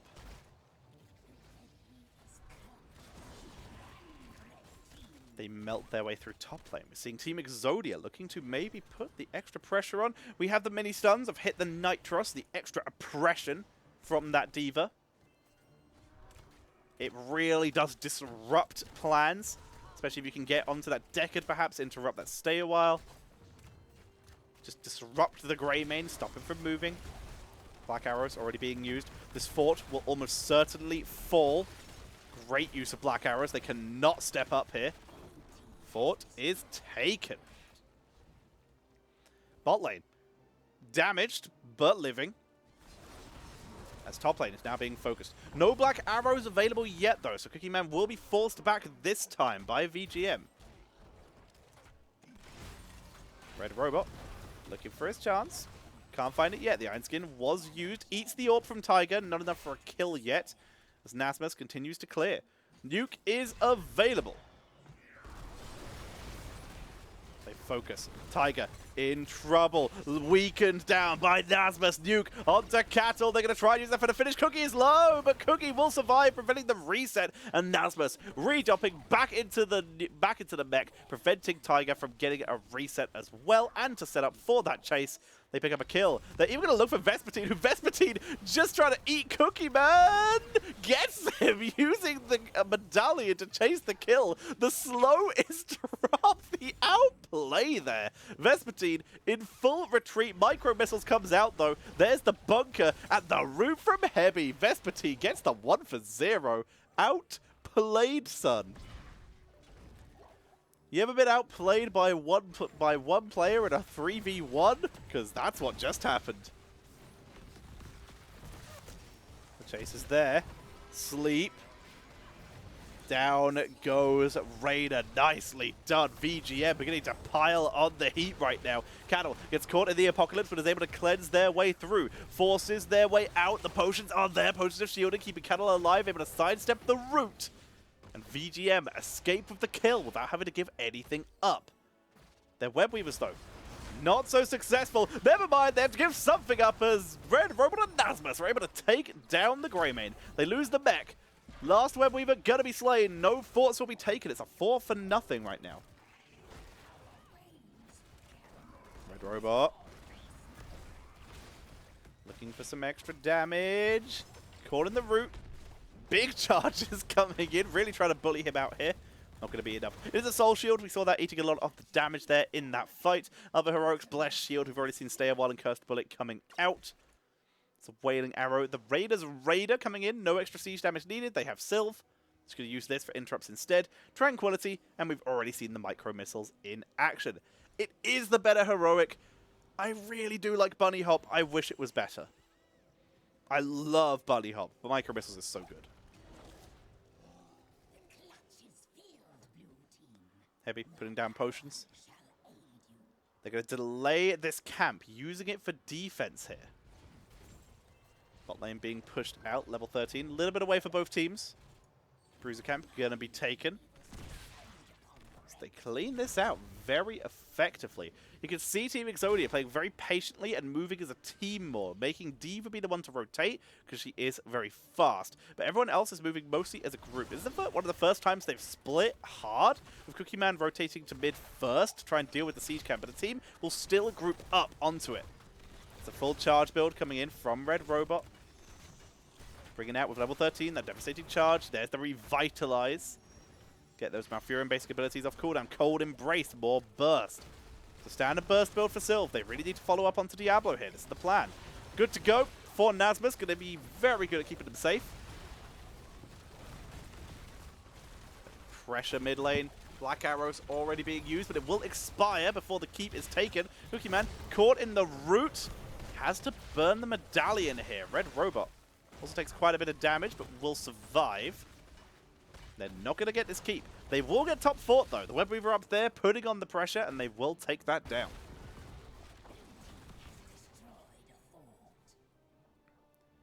Bot lane is available. They can try and push this in, and that seems to be the plan with the Web Weaver on top, causing 2 people to react. We see the quick race down. There's enough minions, and Black Arrow is going to be used, and that will be a double fort play coming in for Team Exodia, putting them 3 forts to 0. Nicely done.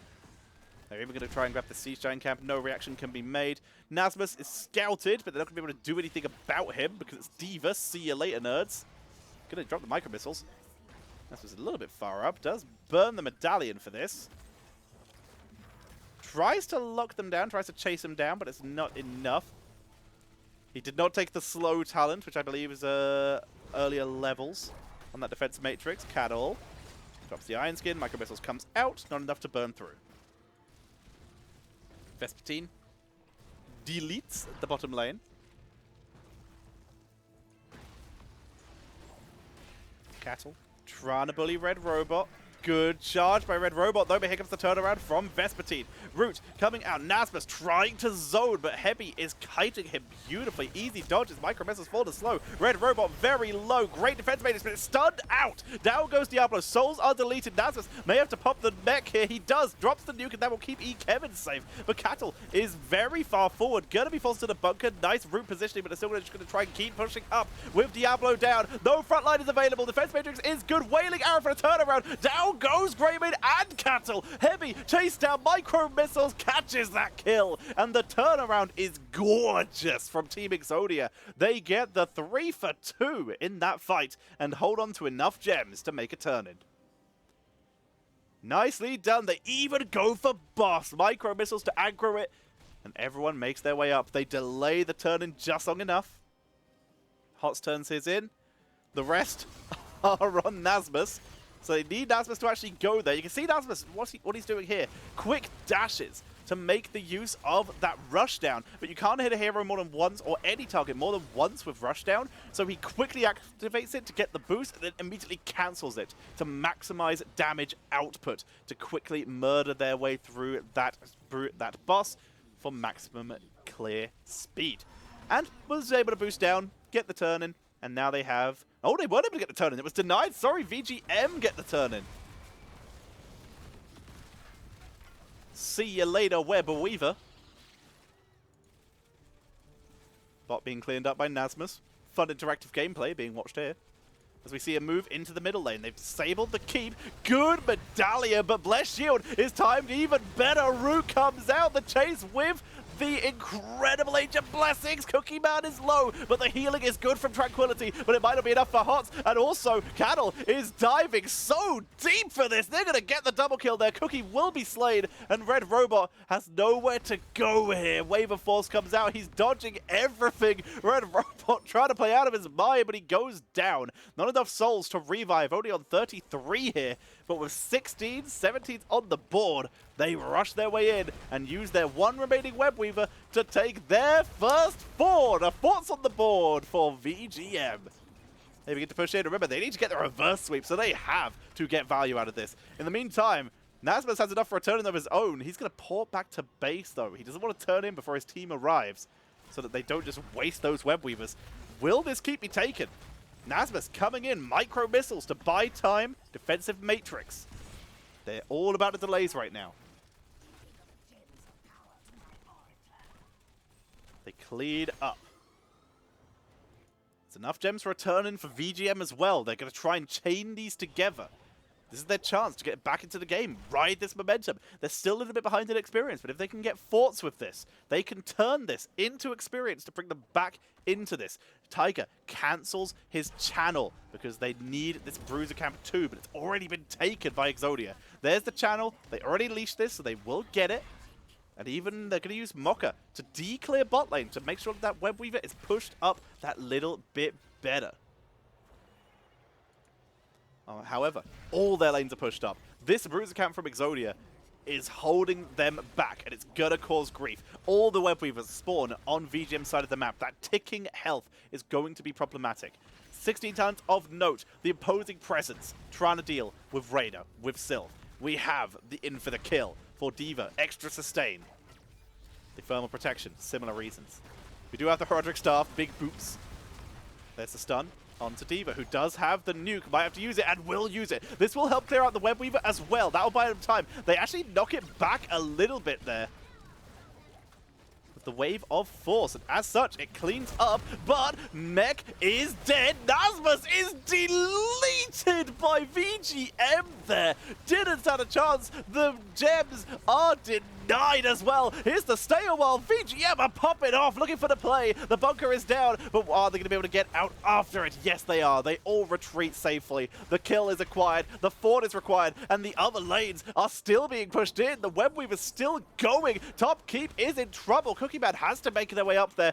Kevin cleans out the Web Weaver in bot lane, but here comes VGM trying to make the play. Exodia are suddenly on the back foot. Red Robot just loses so much health to that Cursed Bullet Mirror Ball combo, but tanks through. The anti-healing, though, from that Emerald is causing grief. The siege of top lane begins as VGM look to get the first keep of the game. They will get a structure lead if they can get this for the first time. Catapult, one last shot. One shot to finish it. It does go down. But they're still sieging in. The first keep is acquired by Team VGM Gaming. Team Exodia, though, they get level 20, and they're trying to make the most of it. They're chasing down. They want this so badly. Serenity, timing attack. Nasmus dives in, gets the slow, looks for Cattle. The oil is good. Stay a while, but Cookie Man is trying to chase it. There comes the medallion. Cookie Man, he bolts for it. He looks for the kill. They are fully committed to this. Here comes the micro missiles for the turnaround with the bunker being dropped heavy. Will have to use it. He gets in, dodging the route of Malfurion, and there's the turn. They get this. Mocha looking for the kills. Kevin, he's tanking as best he can, but Hots cannot keep him alive. Target JK finally goes down, though, making this a 2-for-1. Red Robot is zoning away as they try to turn the damage up to Vespertine, but it's two tanks and a healer versus a damage dealer and a tank and a healer. They're trying to hold the off-lane. Vespertine also forced back, and even though the kill count came out in favor of VGM, the positioning is going over to Team Exodia. They have enough gems for a turn, but again, they don't want it yet. They need their team alive to make something happen with this. They can clear out top lane, though. They can deny the catapult pressure thanks to Nasmus, and they can save themselves in this game. We have the execute. We've already seen Serenity being used. Bolts and Hellgates for days. And with level 20 down the board, Respect the Elderly, Fortified Bunker, the Repulsion, Indestructible, and Hunter's Blunderbuss. Team Exodia, they get their turn in. With 12 seconds left for everyone to be alive, they will be grouped. They will have everyone here. Which lanes are looking weakest? Top lane, front wall destroyed. Mid lane, front wall destroyed. Bot lane, pretty healthy actually. Pretty cool. Everyone is alive. Kevin, going to be a little late. Last person to spawn. Possession from Cookie Man. Mid lane is the lane of choice, but Nasmus is going to put some pressure onto top. In fact, they're going to move most of their attention up to top. They want to protect that Web Weaver. They can't afford to let it just get cleared like that. No value from Red Robot to be gained there. Tried to charge, but an Iron Skin was used. That's a long cooldown now. They begin to make their way in. Mid lane is the target. Black Arrows is used. Micro Missiles. Nasmus, low cooldown already gained. Charges in. Looks for Cattle. Eats missiles. Gonna have to drop the nuke. Can't get it. Good to go. Tries to roll out, but focus down. Another quick blow up. Well executed by VGM as they look to focus on Mocha. Forced to roll back. Respect the Elderly. Say a while. Listen, it was a big full team silence, but they cannot move into Malfurion, and they have to react to the Web Weavers and Catapults. They let it go after a single kill. But again, a beautifully executed engage to kill off Nasmus before he can use that good to go for any value due to the delay on the barrel roll. They're forced to back up. Hots finds the roaming Johada, who's looking to try and turn this Cattle. Overpowered, slow, with Sapphire. Hots in trouble, has to self-cleanse, using the Nature's Cure here as Red Robot focused down. This may be kills. If they die here, this could be over. Red Robot burns the Hellgate. Repulsion forces Hots away, but they're still chasing. Vespertine looking for the stun. He finds it onto Red Robot, the only target who they can really afford to sacrifice. Red Robot goes down, but has the souls to respawn. The only target Team Exodia could sacrifice there to get away with that. Well executed, but still rough. Diablo respawns with no souls. get the channel. Cattle eats so much damage, executes pretty good. But Kevin, calling the route, cannot chase. Enough gems are available for VGM, which is exactly why we see Team Exodia playing so aggressive. They also know that a lot of heroics have been used. Tiger is low. Apocalypse lands, but it is no one. Easily tagged thanks to the Iron Skin in the bunker. Nuke this time is used, but Cattle gets in the bunker. Survives the nuke in the war bunker as they chase forward. Micro missiles does not land. And VGM refuse to give up any more kills. 7 kills to 12 in total. VGM holding together. Bruiser Cap is stolen, despite VGM actually holding an experienced lead, having catapult pressure in top lane. They are still on the defensive.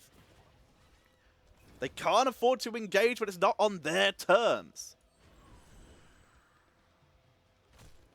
Siege Giant Camp being taken.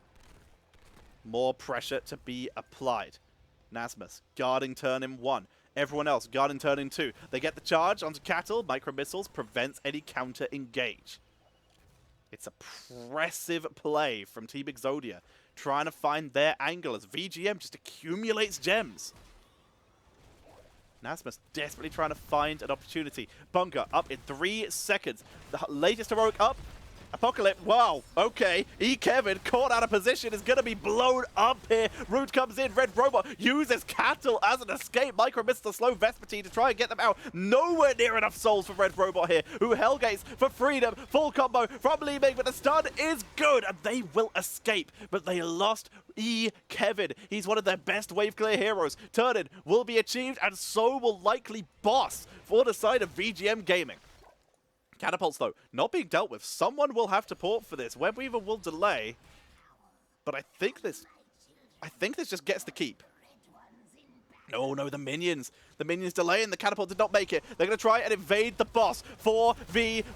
Nuke's not available. Nasmus caught in the root. He barrel rolls. He gets out, though. Vespertine chasing Team. The silence, though, onto the Sylvanas is too much. Red Robot, he's trying to delay. He's trying to buy time, but he hasn't got enough souls. It's going to be a double kill. That's going to be a triple kill. And only Malfurion Hots remains. And VGM boys are back in the series. They push in for the core as they will bring us to a game at number 4 in this best of 5. Kevin will live. The keep survive thanks to the web weavers, but Kevin cannot hold this alone and will likely die if they can get onto him. Nope, he will survive the stun thanks to his cleanse, but the core will go down. Web weavers too much. Down goes Kevin. And game number 3 is taken by VGM. We're heading to a game number 4, and we have a series, ladies and gentlemen. Ooh, baby! Crazy! We are back in the BM from Pirate Rum. Yeah, no, there was the sleep I saw, the stay one and listen was respect the elderly at their own keep wall. That was certainly interesting. But we are there. We're in a series now, team. 2-1 in this series. Team Exodia still have match point, but VGM not going down without a fight. Very nicely done. The mouth self-cleanse to remove the roots to save himself there at one point. The Nature's Cure was clutch as all hell. Very nicely done.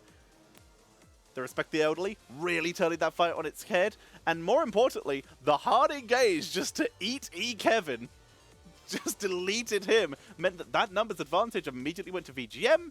They found their moment, and that's all it took. It takes one mispositioning, one mistake, or one great wraparound, in the case of VGM, to find the right target and pick up that kill.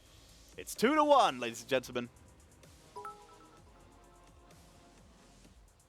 As we wait to see what is going to happen. O'Malley Music, thank you for another 300 bits as we await to see what will be map number 4. Remember, while I have you here and we wait to find out what the 4th map will be, if you are enjoying the show, support the players by hitting !Matcherino in chat and heading to there and donating to the prize pool. If you do that, then the prize pool will go up. Players will be more motivated to win, and we'll have a lovely time. Where are we? There we are.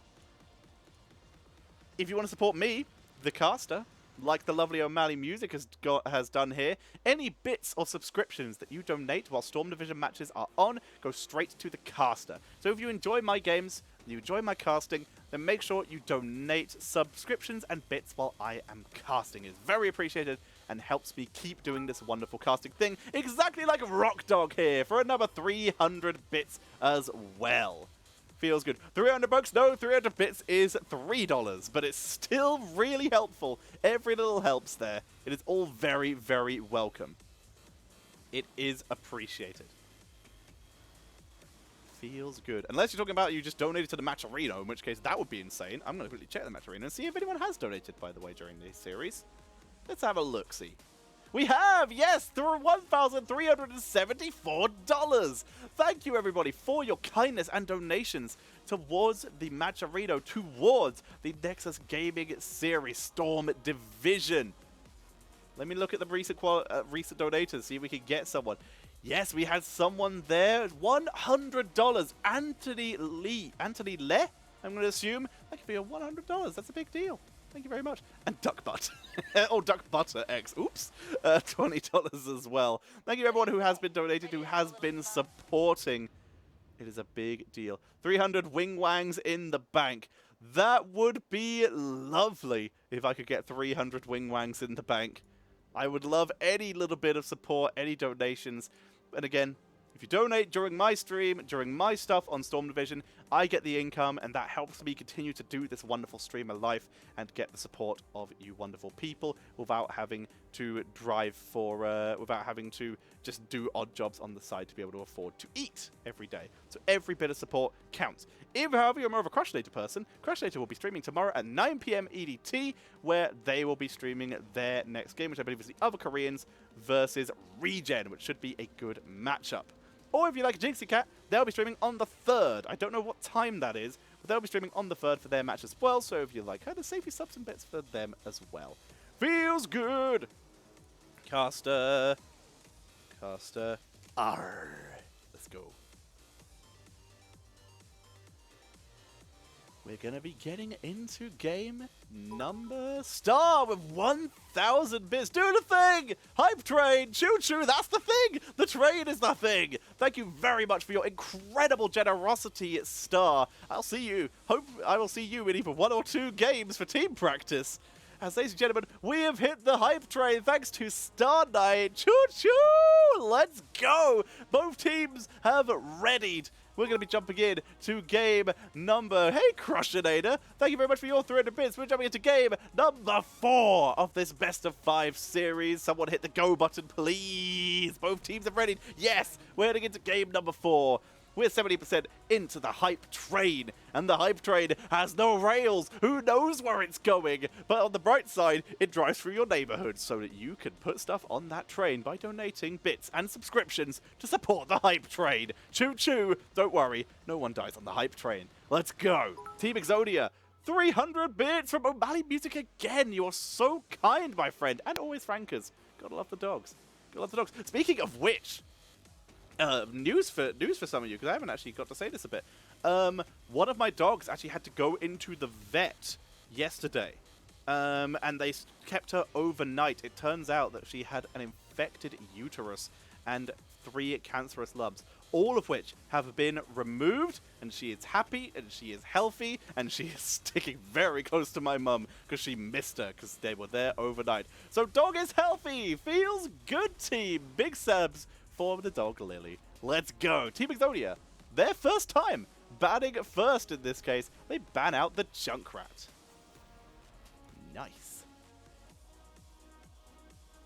Which means this map was picked by VGM. First time they've got to pick a map in this case. They bowed out the Medivh. Nothing too surprising there. They're able to clean that up. There's the Johanna. No Medivhs this game. Always denied, never played. Johanna is removed.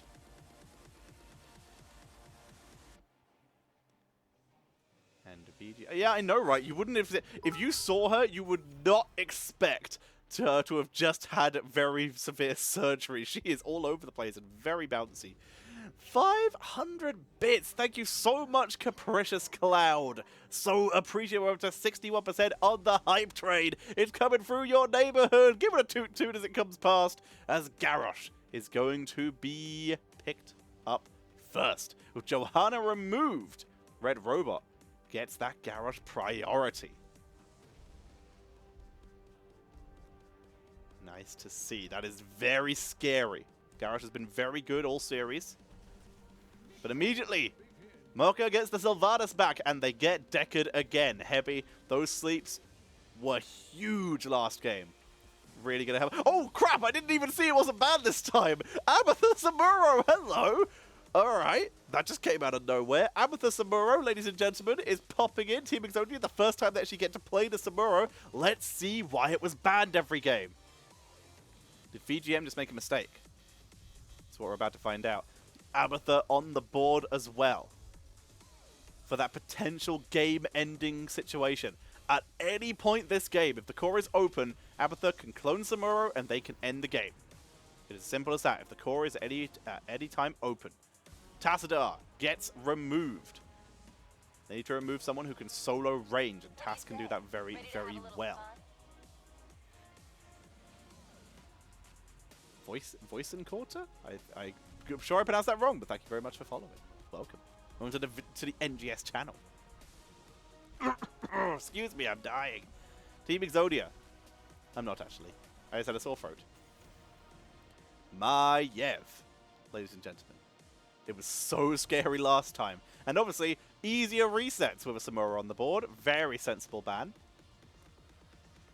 But with that Samuro on the board, what do we see from VGM? What is their method of dealing with an Abatha Samuro? They get the Grey Mane. Just playing their own game by the looks of it. And a Nubarak. A Nubarak is interesting. A lot of teams we've been seeing put a focus onto the Muradin as the next tank after Johanna and Garrosh are gone. And of course Diablo into Garrosh is a much harder matchup. Very cool to see. So the Nubarak. Risky into a Samuro, because Samuro can just eat him. Logo Master. And thank you very much all for the hype trade success. Feels amazing. Tychus and Karazim. The level 1 hype train was such strong, says the chat. Very appreciated. It is all incredibly kind of you. As Tychus Karazim. Choo-choo indeed. That is insane burst. Insane core race potential on their team now. Tychus being able to siege those objectives. Easily kill that Nubarak. That's scary now. Finally going to see Yrel for VGM. They've gone very heavy on the burst. They want to dive the backline, ignore Samuro, or at least get the real Samuro and just destroy anyone in their way. That is the plan. Yrel's going to be able to hold the top lane versus Samuro a little bit better than most other heroes. But this is going to be difficult. That's Samuro Abatha. It's been planned for a while. Tychus, of course, another hero who can actually soak an offlane, can soak a solo lane, which might be required here. Rhaegar was another support option they could have gone for here, due to the fact that they need people who can wave clear, due to the fact that some Abatha is going to be one less body on the board, and you preferably don't want Abatha to be the only one soaking a lane unless there's an objective up. So having that extra wave clear is nice, but it's still doable, as we're going to head in to game number 4. Potentially the last game of the night, looking to close out this series. Team Exodia on the left-hand side. Cookie Man on that Samuro. Nasmus on the Abatha. Hots, aka Toby, going to be playing on the Karazim. Red Robot on the Garrosh. We have Kevin playing the Tychus. Whereas, on the right-hand side, it is VGM Gaming looking to continue their reverse sweep. We have Mocha going to be playing the Sylvanas. Cattle on a Nubarak. Vespertine on the Yrel. And in bot lane, it's going to be heavy on the Deckard Cain and Tiger JK on the Greymane. Playing Greymane. Here to save the day. Mid lane, no one playing aggressive. They're waiting this out. Waves are cleared. They're actually going to find Cattle. Cattle using the most of Heavy's route to back away and play it safe. Red Robot bullies.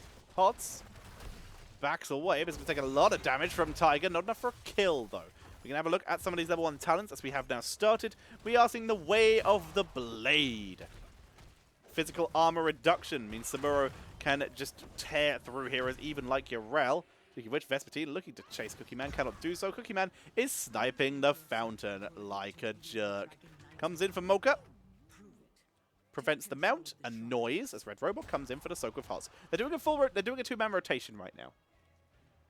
I'm sure they preferably want E-Kevin with them, but they have to be careful with how they rotate safely. Nasper's even going to soak some of the XP with his body.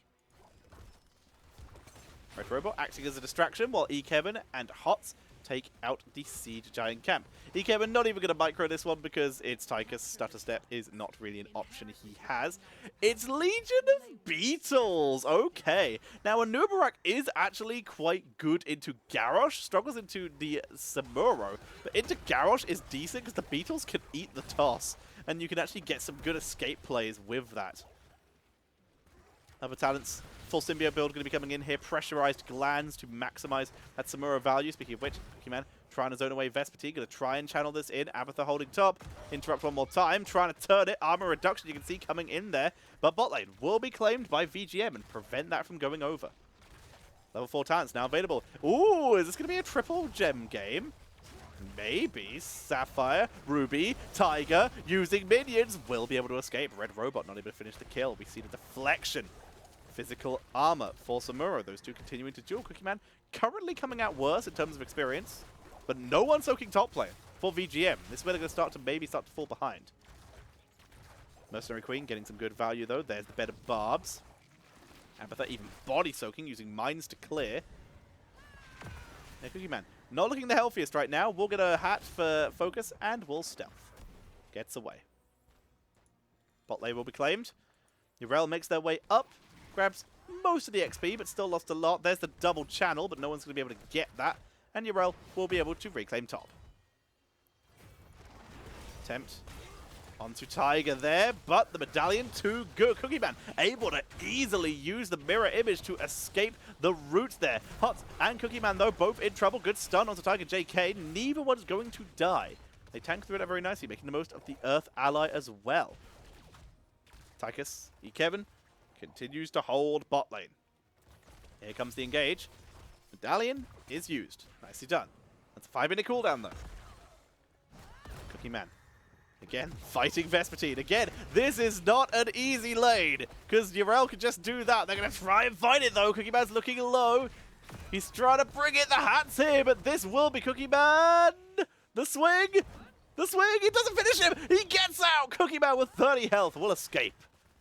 Able to pop the fountain, and as such, we'll be able to just come right back in with Vespertine too low to contest.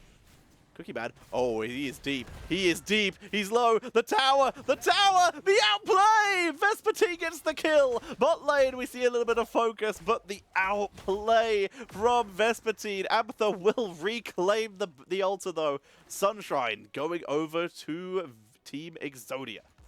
Moonshrine held by VGM Gaming. Blazing Fists coming in for Karazim. Cattle, he's already used his charge. Ripperoni gets absolutely dominated. Crushing blows, even more damage. Cookie Man really looking to just win this 1v1 versus Vespertine. No wave clear or anything, it's all about kills. Double channel is achieved, but Cookie Man comes in for the interrupt. Siege Giants being taken by VGM. Here comes Yrel. Let's watch the 1v1 while both teams do camps. You can see those crushing blows really start to add up, and this is where Cookie Man will actually start to win these 1v1s. Sylve with maximum damage output build, Lost Souls, most of the Banshee Queen, top combo there. Red Robot eats a lot of damage from Tiger JK. Throw, but no Earth Shadow to follow up here. Hots takes a lot of damage here. Is he in trouble? Yes, goodbye. He's dead. Cookie Man looks for the chase. Not enough for a kill. Red Robot looking to push up here. Red Robot being chased down. You see the damage output of Silver with that Moga. Here comes Cookie Man from the side. Has brought themselves down this time. The Samuro causing enough distraction to try and get the channel, but they can't do it. Zoned away. Abatha trying to soak top lane. What has happened though? This is all a distraction play. Cookie Man. Medallions that. Not entirely sure that was worth, but they had Mocha coming in from behind. They do just take it safe. Not worth the trade this case. Ford disabled. Kevin dodges Cattle. They look for the focus. He's already used his charge. Medallion is used. Cattle escapes. But the Siege Giants with Merc Queen, the lack of wave clear is really starting to show here from Team Exodia as we see that Mule coming in, but it is not gonna work. The Mule will get nothing as the fort goes down, as does Red Robot. There is the beautiful Cocoon, taunt, but it's easy enough for the kill for Tiger JK with the go for the throat as they look to finish off Hots E Toby. There's the clone on Tigers. They look to finish off Cattle, but in the meantime, Tiger JK is on the backline trying to get onto Hots, but actually, he went in a little early this time. He's focused down. The spray and pay Cookie Man is on the backside trying to find Tiger, but the charge from Cattle is not enough to save the day, but it does buy them some time. Mocha, the chase is good. Hots, does he have an escape? Seven-sided. And Dash, quick heal. They get out of this. They trade up. Kevin is so deep. He lives. But they trade up. 5 kills to 3 in total. And they get a new Brack with Cookie Man. In the meantime, Red Robot has already made it to mid and will grab the Dragonite for Team Exodia. Level 10s are available, as we saw. We already saw go for the throat Cocoon. I don't think we saw Stay 1 Listen yet. Yep, it's on cooldown. It's off cooldown. On Defender and Waiting Arrow, we saw Draken Laser Drill coming in from Tigers. I have no idea where that was dropped. I did not see it. We see the Ultimate Evolution, 7-sided, the Illusion Master, no surprise there. And we see the Warlord's Challenge, also already seen. Dragonite pushing in the bottom lane now. Trying to set up, it's the mercenary lane, so it's the best lane to push overall on this map. Takes a little bit of damage, but holding for now. Sends Greymane to the other side of the gate to buy some time, and Team Exodia still sieging. Gate is down. Cookie Man takes some damage, needs to be careful. Vespertine is in there. Cookie Man in trouble. Cookie Man 28 health. How does he keep doing this? Tiger gets the auto though, but has he bitten off more than he can chew? Hots with the chase. He turns round though. He's going to keep his team alive instead of chasing for the kill. They look for Cattle. The stuns are good. The laser is zoning heavy on the backline, preventing the healing, and that will be a 1-for-1. Cookie Man for Cattle there, as they are actually going to try and look for Vespertine too. Good stun over the wall. Nicely done by Vespertine. Tiger able to heal up. Gets a lot of health back and will head back to the top lane. Gonna see the Siege Giants being collected by Sylvanas. Extra pressure to be applied. Oh, quick throw as she came into land. Vespertine never even got to hit the floor there. But it did interrupt the Bruiser camp due to this distraction, as Vespertine will escape there. You can see some armor reduction. The crushing blows getting huge value here. But levels 13 on the board, 6th sense, Soma transference. That's going to be absolutely huge. Real Cookie Man says hello after seeing this. Delays, distracts, teleports in. He goes for the delay tactic with Sakuchi here. In comes the Garrosh, but he's interrupted by the Cocoon. They hold it. The Karazim is sleeping, 7-sided, but the camp has already gone over with that spell armor. This fight will easily go in favor of VGM as they look for Hots. They delete Cookie Man. Hots will escape thanks to the into the fray, but I'm not sure anyone else will get out here. Kevin is chased down. He's healed up actually, and Nasmus with the clone of Tigers will buy enough of a distraction for most of the rest of the team to try and escape. Red Robot with the disengaged throw to get everyone back out of the fight. They still have an experience lead, but they were unsuccessful with that invade. Burning Beetles! It's full Beetles! I'm so happy. I wonder if we're going to get Beetlejuice. I'm so excited. On the prowl for the Greymane, the Ancient Blessings, Fellas Chosen, and Remorselessness. Maximum damage output with this build, as we said. Really going for the murder potential. Top is channeling. Vespertine says goodbye. Not going to risk that fight versus Karazim, Tigers, and and the Samura here. Torn has to be used by Red Robot because he's found himself in a rough position. They drop the Earth Ally to try and tank through this. The root is gonna be dodged by everyone. The laser drill is sniped as Cookie Man causes enough of a distraction to force a disengage. No kills. Sunshrine held by Team Exodia. Moonshine held by VGM Gaming. Moonshine, though, being rotated down to Cookie Man. Is there Vespertine? Looks for Nasmus. Does not find him, but says hello anyway. There's huge damage onto Red Robot, but he will escape. Taking a lot of damage, though. No defensive measures, remember. It's Blood Craze. Hots looked for a channel. Not able to get anywhere close, as we do also see the channel coming in from Urel in top lane. Cookie Man causing distractions, causing annoyances. Again, all they have to do is open up the core, and they have end condition.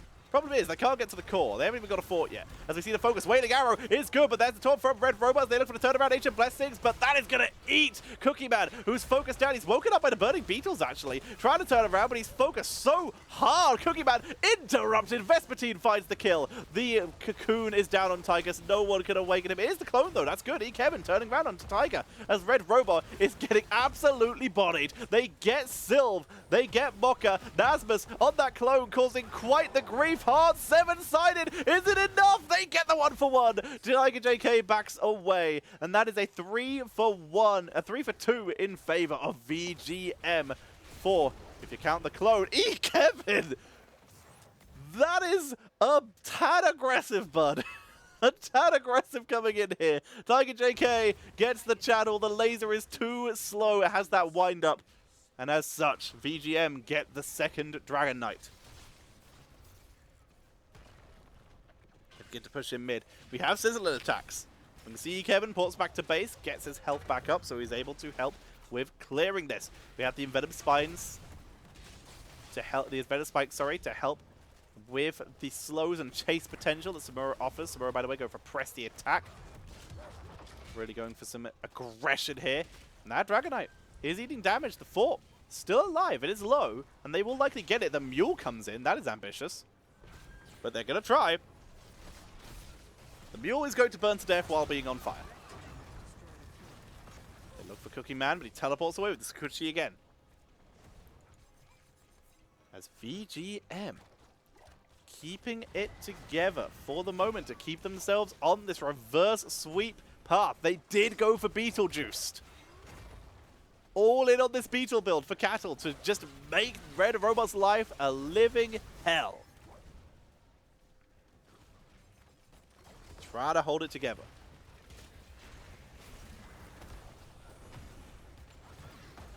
Dragon Knight sniped down.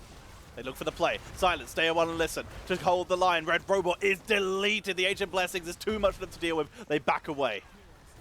Cookie Man killed on the backside, was trying to cause a distraction, doesn't get anything. Nasmus clones onto Kevin to try and distract, to buy time. He tries to kite Cattle, but he's eating too much damage. Not doing anywhere near enough with Black Arrows preventing the keep. Here comes the Dragon Laser to try and buy them some time. Can he re-aim it while he's in there? Because if so, he should probably wake himself up. He apparently cannot, as Kevin is forced to back away. First keep of the game is taken. They're going to try and end this before the Samuro and Abatha combo comes online. They're just going for the end here with 21 seconds left for Samuro. 14 onto Garrosh. Mule is dropped early before the shield is even down. Tiger JK might just be able to delete that as Kevin is trying to hold the line. Shield is taken out. Hots is buying time, and the core will live. The Mule went to keep. It's BMing, as we will see them hold the line. They will defend. And Team Exodia remain in this game. Their hopes of shutting the series down here stay alive. But VGM, they have yet to lose a fort. They've taken a gate, an entire front wall, and 2 towers. They've got to start taking more. Echo of Heaven coming in for Karazim, 4 Hots there. We already mentioned the sizzling attacks. Level 20, 1 level away for the side of VGM. Just under 2 levels away for Team Exodia.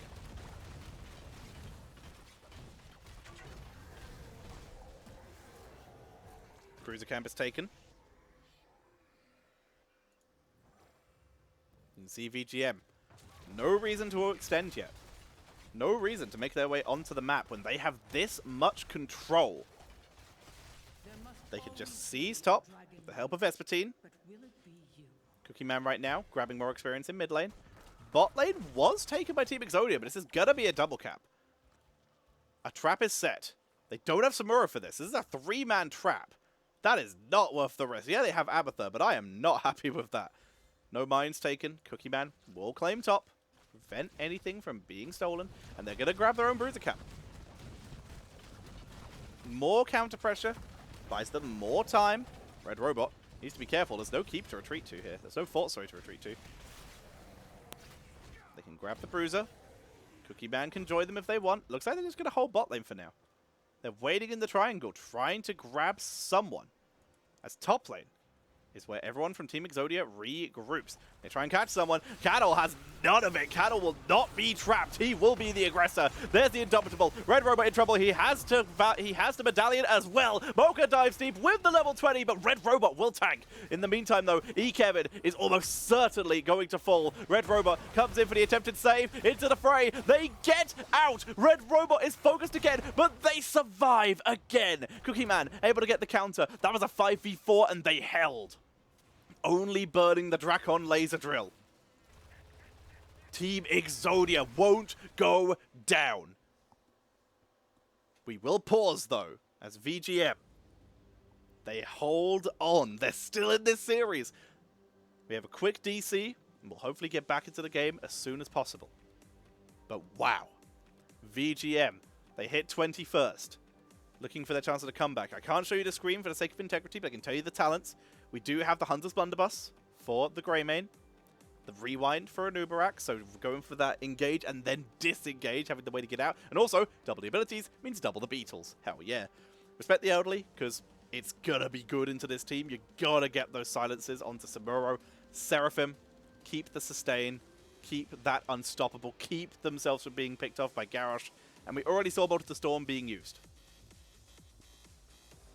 Hey everybody, hey Lana, how's it going? I'll be with you either shortly or in another game. We'll see, because VGM are holding on.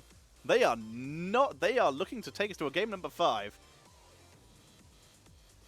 We are just a sliver of experience away from the from Team Exodia getting their level 20s as well. Do your homework, Lana. Get in here. Okay, they're just letting his ping settle down a bit. Nice roll 20 shirt. What an OG. Hell yeah. Hey, Chillrog. How's it going? I really liked roll 20 for a bit. I went off them for a while because of stuff that happened, but overall, they seem to have changed for the better, and the service is still really good, so I like roll 20 a lot. I use the service most days. They definitely seem to have changed for the better. Always improving. That's what we like to see. You doing any scouting, Chillrog? Is that why you're here? Scouting for your draft. Or have you already done your draft, actually? Swing! Thank you for the 69 bits. And thank you for the Twitch Prime sub. Oh, I'm not going to be able to pronounce this name well. D. Pietrzynski. I did my best.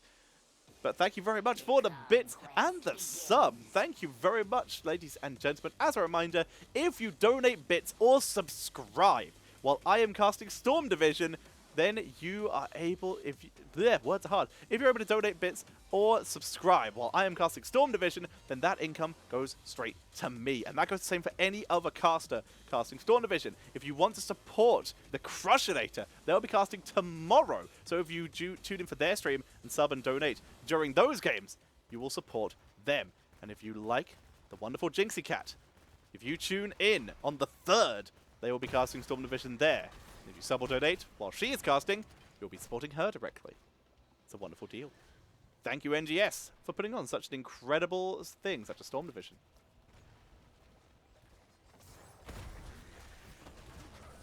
Pressure. That is bad for Red Robot. They use the Earth Ally. He heals huge though, but it's not enough. Even the Blood Craze is not enough to keep him alive there, as Hots is in full retreat. In the meantime, Cookie Man doing exactly what he needs to be doing right now, and that is pushing as hard as he can. He has to get value, but he's lost heroes on the map. He will see Cattle here. He's going to try and buy time. I think he wins that 1v1 with the help of Abathur. Yep, that's going to force the retreat. That buys them time. They won't lose the Moon Shrine yet. They can't get top, though.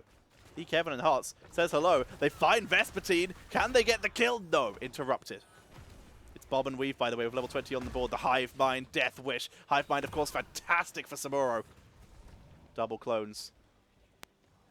Cookie Man just tried to do a port trick. Got a little bit of health back, not enough. Joe Rock, thank you for the bits. I have no idea how many that is, I'm afraid. It's too many to count. Thank you very much. Very appreciated. Double channel is available. Cocoon, this is bad. Hots and Kevin are very isolated right now. There comes the silence onto Hots. He tries to get to Kevin. He dashes twice, but he didn't take the third. He didn't take Quicksilver. Hots is in retreat. Nasmus comes in with the clone, but down goes Kevin. Down goes Nasmus on that clone. Hots will retreat. They recaptured bot with Cookie Man, but Yrel is coming to fight him up top to prevent them from interrupting that Dragonite one more time. He dances in, he dances out. Red Robot's here. They're going to try and get Vespertine here. Jumps back on, 7-sided. That is good. That will be enough to hold them in this game. Team Exodia, they refuse to die. As Tiger steals the Siege Giants. VGM really piling on the pressure now. Keeping this going. Again, this is a game. This is a ticking clock of a game. Cookie Man finds Mocha, done enough for a kill. This is a ticking clock of a game. Either catapults will end the game, speaking of which, 3 catapults in bots, or eventually, if Team Exodia can get a keep, Samuro Abathur can end the game. Channel on top lane by Cattle. That is the double channel. Cookie Man claims bot. Even channels a port, but it's going to be Kevin. Oh my! Mule! Uh-oh! Team! Uh-oh! This isn't good! That's a lot of cannons! Mule! Okay. They live. Okay. That ain't good. Dragonite's going to be double channeled. They get Moon and Sunshine. Mule's not going to be up for a while, team. That is not good. Bruiser Camp pushing bot lane. Double Siege Giants just wrecking the core of Exodia. Mule repairs a little, but it's done all it can. Double taunt from Red Robot. Here comes the laser. Then it's attacking a wall. I'm re-aiming Kevin. There's the sleep. Stay a while with respect the elderly. That's game. That is game. Kevin dashes away. He's trying to survive. Mocha tries to chase 7-sided from Hots, but he's trying to get out. Hots so low. Red Robot also alive. One more interrupt. They're delaying like crazy. Nasmus is dying to catapults. He gets away. Red Robot is sniped. The Dragonite is taken. And that is game. We're heading to a game number 5. The Canners and Tiger JK will take down the core. We are heading to a game number 5 in this series, ladies and gentlemen. What is it with me getting 5-game series? I'm supposed to be in practice right now. I'm BMing. I'm trolling my team. Impressive. VGM taking us to a final map. Looking for the reverse sweep here. They set themselves up 15 kills to 10. They outplay the Samuro beautifully, denying it with the Yrel, the incredible rotations. They punish the lack of wave clear with hard Sylvanas pushes, and then Tiger JK in the late game. Siege Giants for days. That was a 6 catapult, 4 Siege Giant core push there that Tiger set up. And the lack of wave clear from Team Exodia really showed there. Here are the talents for those who want them. Tychus really went for the kill Anubarak build. Speaking of which, hang on, Anubarak, Cattle, only died 3 times. About as many as anyone else in this game except for Red Robot and Cookie Man. Tanked that well. With the, hang on, tank damage, back to the stats. With, oh, we don't get to see tank stat here, do, oh, hang on. No hero damage. Self-healing. Oh, we don't get to see tank stat anymore. Boo and hiss. We don't get to see the tank stat. We don't get to see how well the Anubrak did. But the fact is, they did live, and they almost did as much damage as Tychus. So, I'm going to call that worth. I'm going to call that a value build. And ladies and gentlemen, we are going to be heading to a game number 5. Wow. So yes, let's actually talk about the talents now. Star, thank you for the 101 bits. Thank you so much. So appreciated. 1,001 bits. Sorry, not 100. Also, no hype train for that? Twitch, you troll me. But thank you so much, Star, for the incredible bit donation. It is so appreciated, team.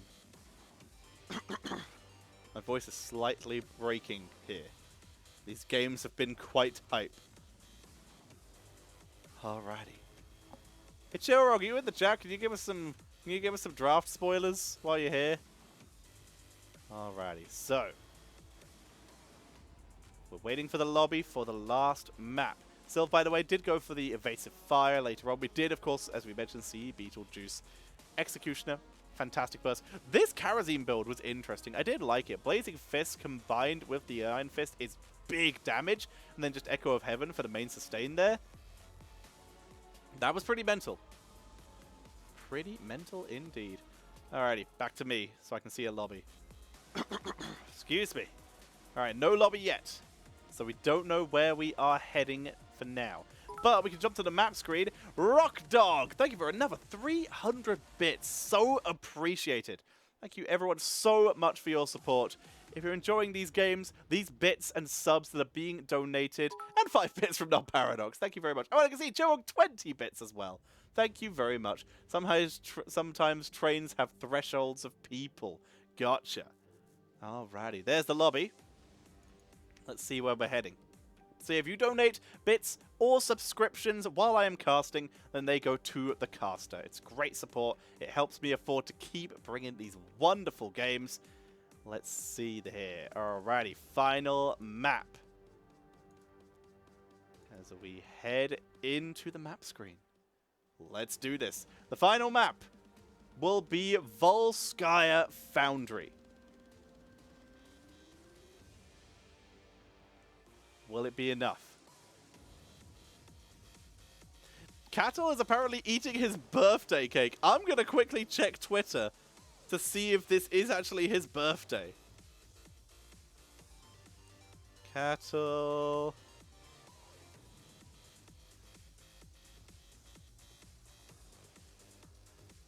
Is that the right cattle? Yeah, I don't think it's his birthday, but he's eating birthday cake. It's fine. This is fine. But this is what could be, ladies and gentlemen, well, it's gonna have to be, finally, the last map of the day.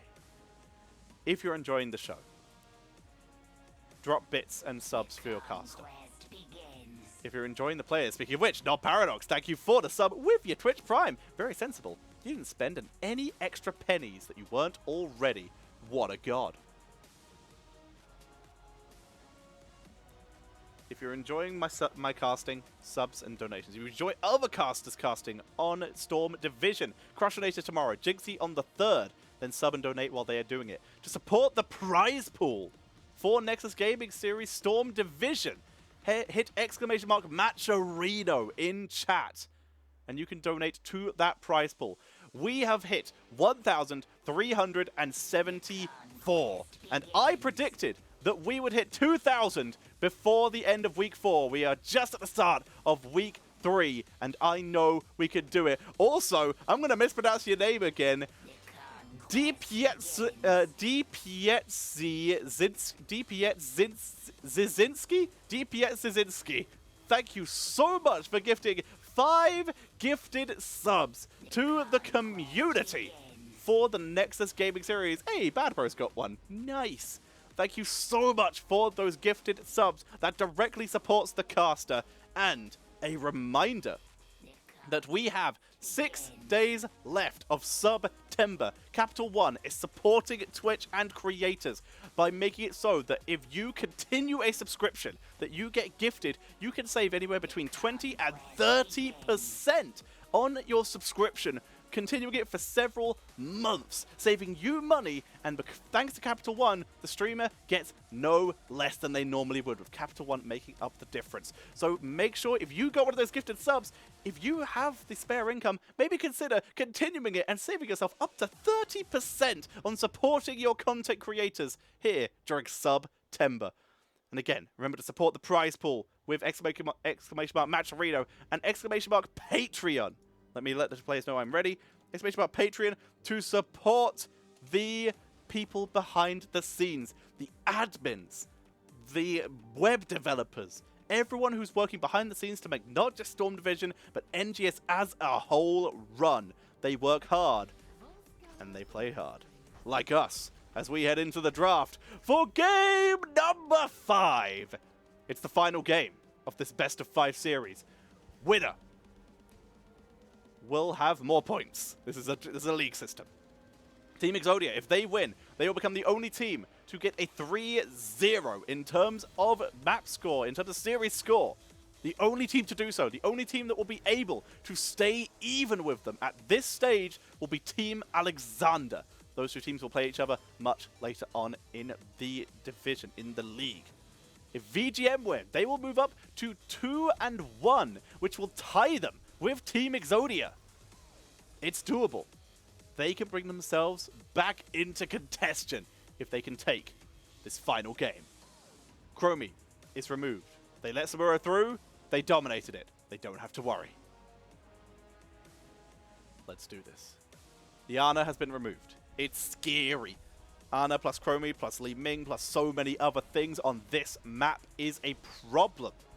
Get rid of it. We don't like it. Sylv is banned. Both teams have been very highly prioritizing Sylvanas for good reason. The damage output is mental. And both teams play her very well. Finally, she gets the respect she deserves. Medivh is left unbanned for the first time by VGM Gaming. Decker Kane going to be first picked by Itobi, by HOTS. Can they do this? Can VGM make the comeback? Or can Team Exodia hold on to their position at the top of the table? Storm Division may just be the place for some of the best heroes action in the world right now, as Garrosh returns, this time for Cattle, and for the first time, Stukov makes his way into the draft. Our poor, neglected, infested boy is now showing up, and he's bringing pathogens for all, and pustules for the others. Team Exodia. Greymane and Johanna. Of course, Johanna left available. Garrosh on the board. Johanna gonna be the pick for countering. The safest one to do.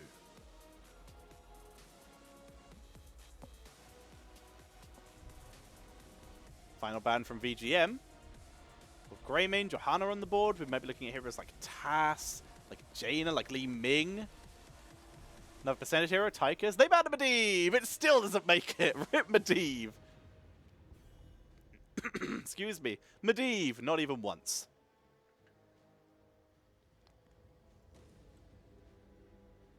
Team Exodia now.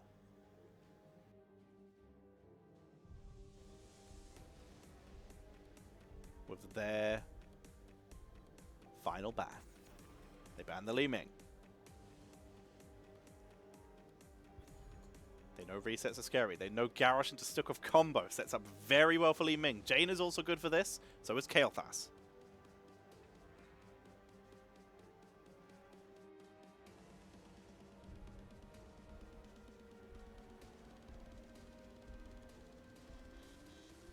The Urel and Cassia makes it back in. The Cassia less than successful the last time they tried it, but they're bringing it back out for one more try. They have Urel now for offlane domination. She's still really good, and Vespertine is broken as a player, I think. Team Exodia. Final picks. Assassin, offlane. Mephisto, and they bring back the Diva. D.Va currently 0-1 in this series. But Nasmus brings her back for one last ride in this series to keep them in it. The Mephisto also immensely dangerous. So much pressure to be applied here. Tiger JK now. Final pick. It's gonna be Thrall. So Yrel and Thrall on the board. Thrall, of course, does do ridiculous damage now. And it's another root setup. This could be Sundering? What do you say? For extra CC? Maybe? I'm not sure it is. I don't think it would be Sundering. But it could be. It would be maybe a nice disengage. Interrupt, perhaps, for D.Va, if she was to attempt to escape. But that Thrall. Rolling Thunder will help a lot, and if not, consistent zaps will give a lot of pressure onto the members of Team Exodia. An Earthquake for area control will be good. Let's see if it's enough, ladies and gentlemen. Final game of our Storm Division broadcast tonight. Team Exodia on the left-hand side. Cookie Man playing the Mephisto. Nasmus on D.Va. We have E. Kevin playing the Greymane. Hots, aka Toby, going to be busting out that Deckard Cain. And Red Robot going to be playing the Johanna. And on the right-hand side, for the last time tonight, it is VGM Gaming. One game away from the reverse sweep. Heavy on the Stukov. Cattle on the Garrosh. Tiger bringing out the Thrall. We have Mocha on the Cassia, and Vespertine is showing up with the Yrel. I am Tetcher. Thank you everyone who has chosen to spend their evening with me tonight, casting these amazing games. It is Crash. I was hoping, excuse me, Aliobs, what the F?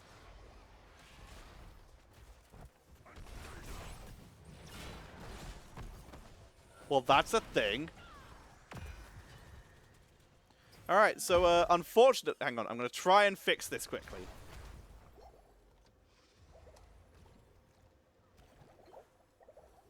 Yeah, got it, I'm a genius. Alrighty, so we have our talents back. Feels good.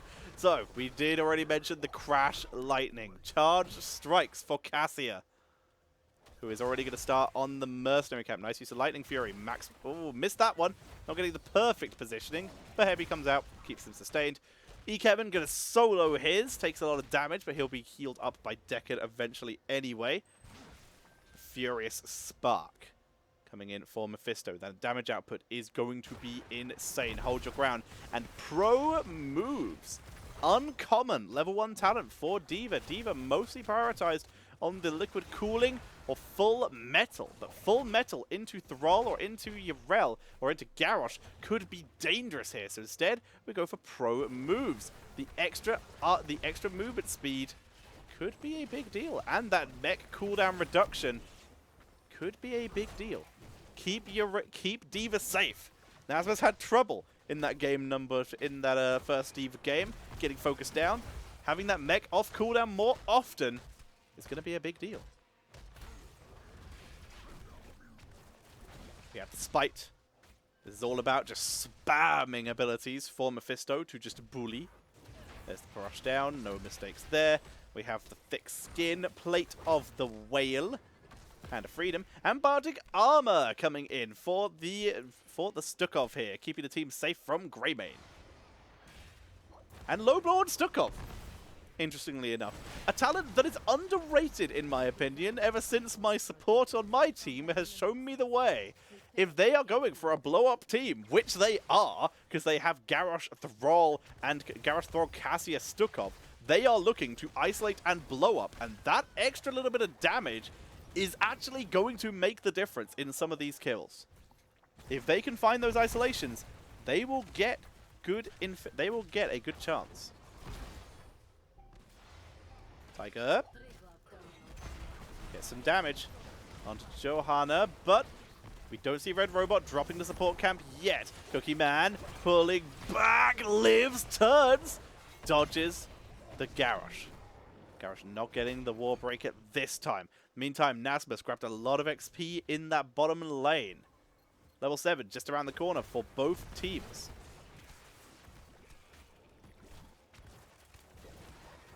Right now, the objective held by VGM, but the contention is being hovered over by Exodia, who as Hots begins to place potions. Here's level 7, slightly quicker for Team Exodia, thanks to Nasmus' split soaking, Quicksilver, Canise, Subdue, hit the Nitros, no surprise there, and Trickery. Fisto needs to be safe. Uh-oh, Red Robot is in the wrong neighborhood. Is going to attempt to run away. Mokka's in position, but no one else can get there. Here comes Vespertine, there's Iron Skin, and yeah, Red Robot will live. The chase is big. Tiger does not land the root. And Red Robot will live. Kevin might not be so lucky though. There's the throw. Nicely done. Red Robot has to drop the biotic emitter as they came in to try and save Kevin. There's the Groundbreaker, and they will finally get Red Robot. They look for Nasmus too, interrupting the charge, interrupting the boost, and Nasmus is caught. There's the throw. Where's the focus? The lurking arm to prevent the heals. Good root though. Cookie Man doing so much damage. Nasmus is kiting them, but he can't make it to the potion, and he goes down. 3 kills to 0 in favor of VGM, who look to continue and finish their reverse sweep. They move up to finish the channel and try and grab themselves the first protector of the game. They get another turret, yet to drop the first one. They forced out the biotic emitter, got 3 kills. They are looking good. Cookie Man and Kevin, both with turrets though.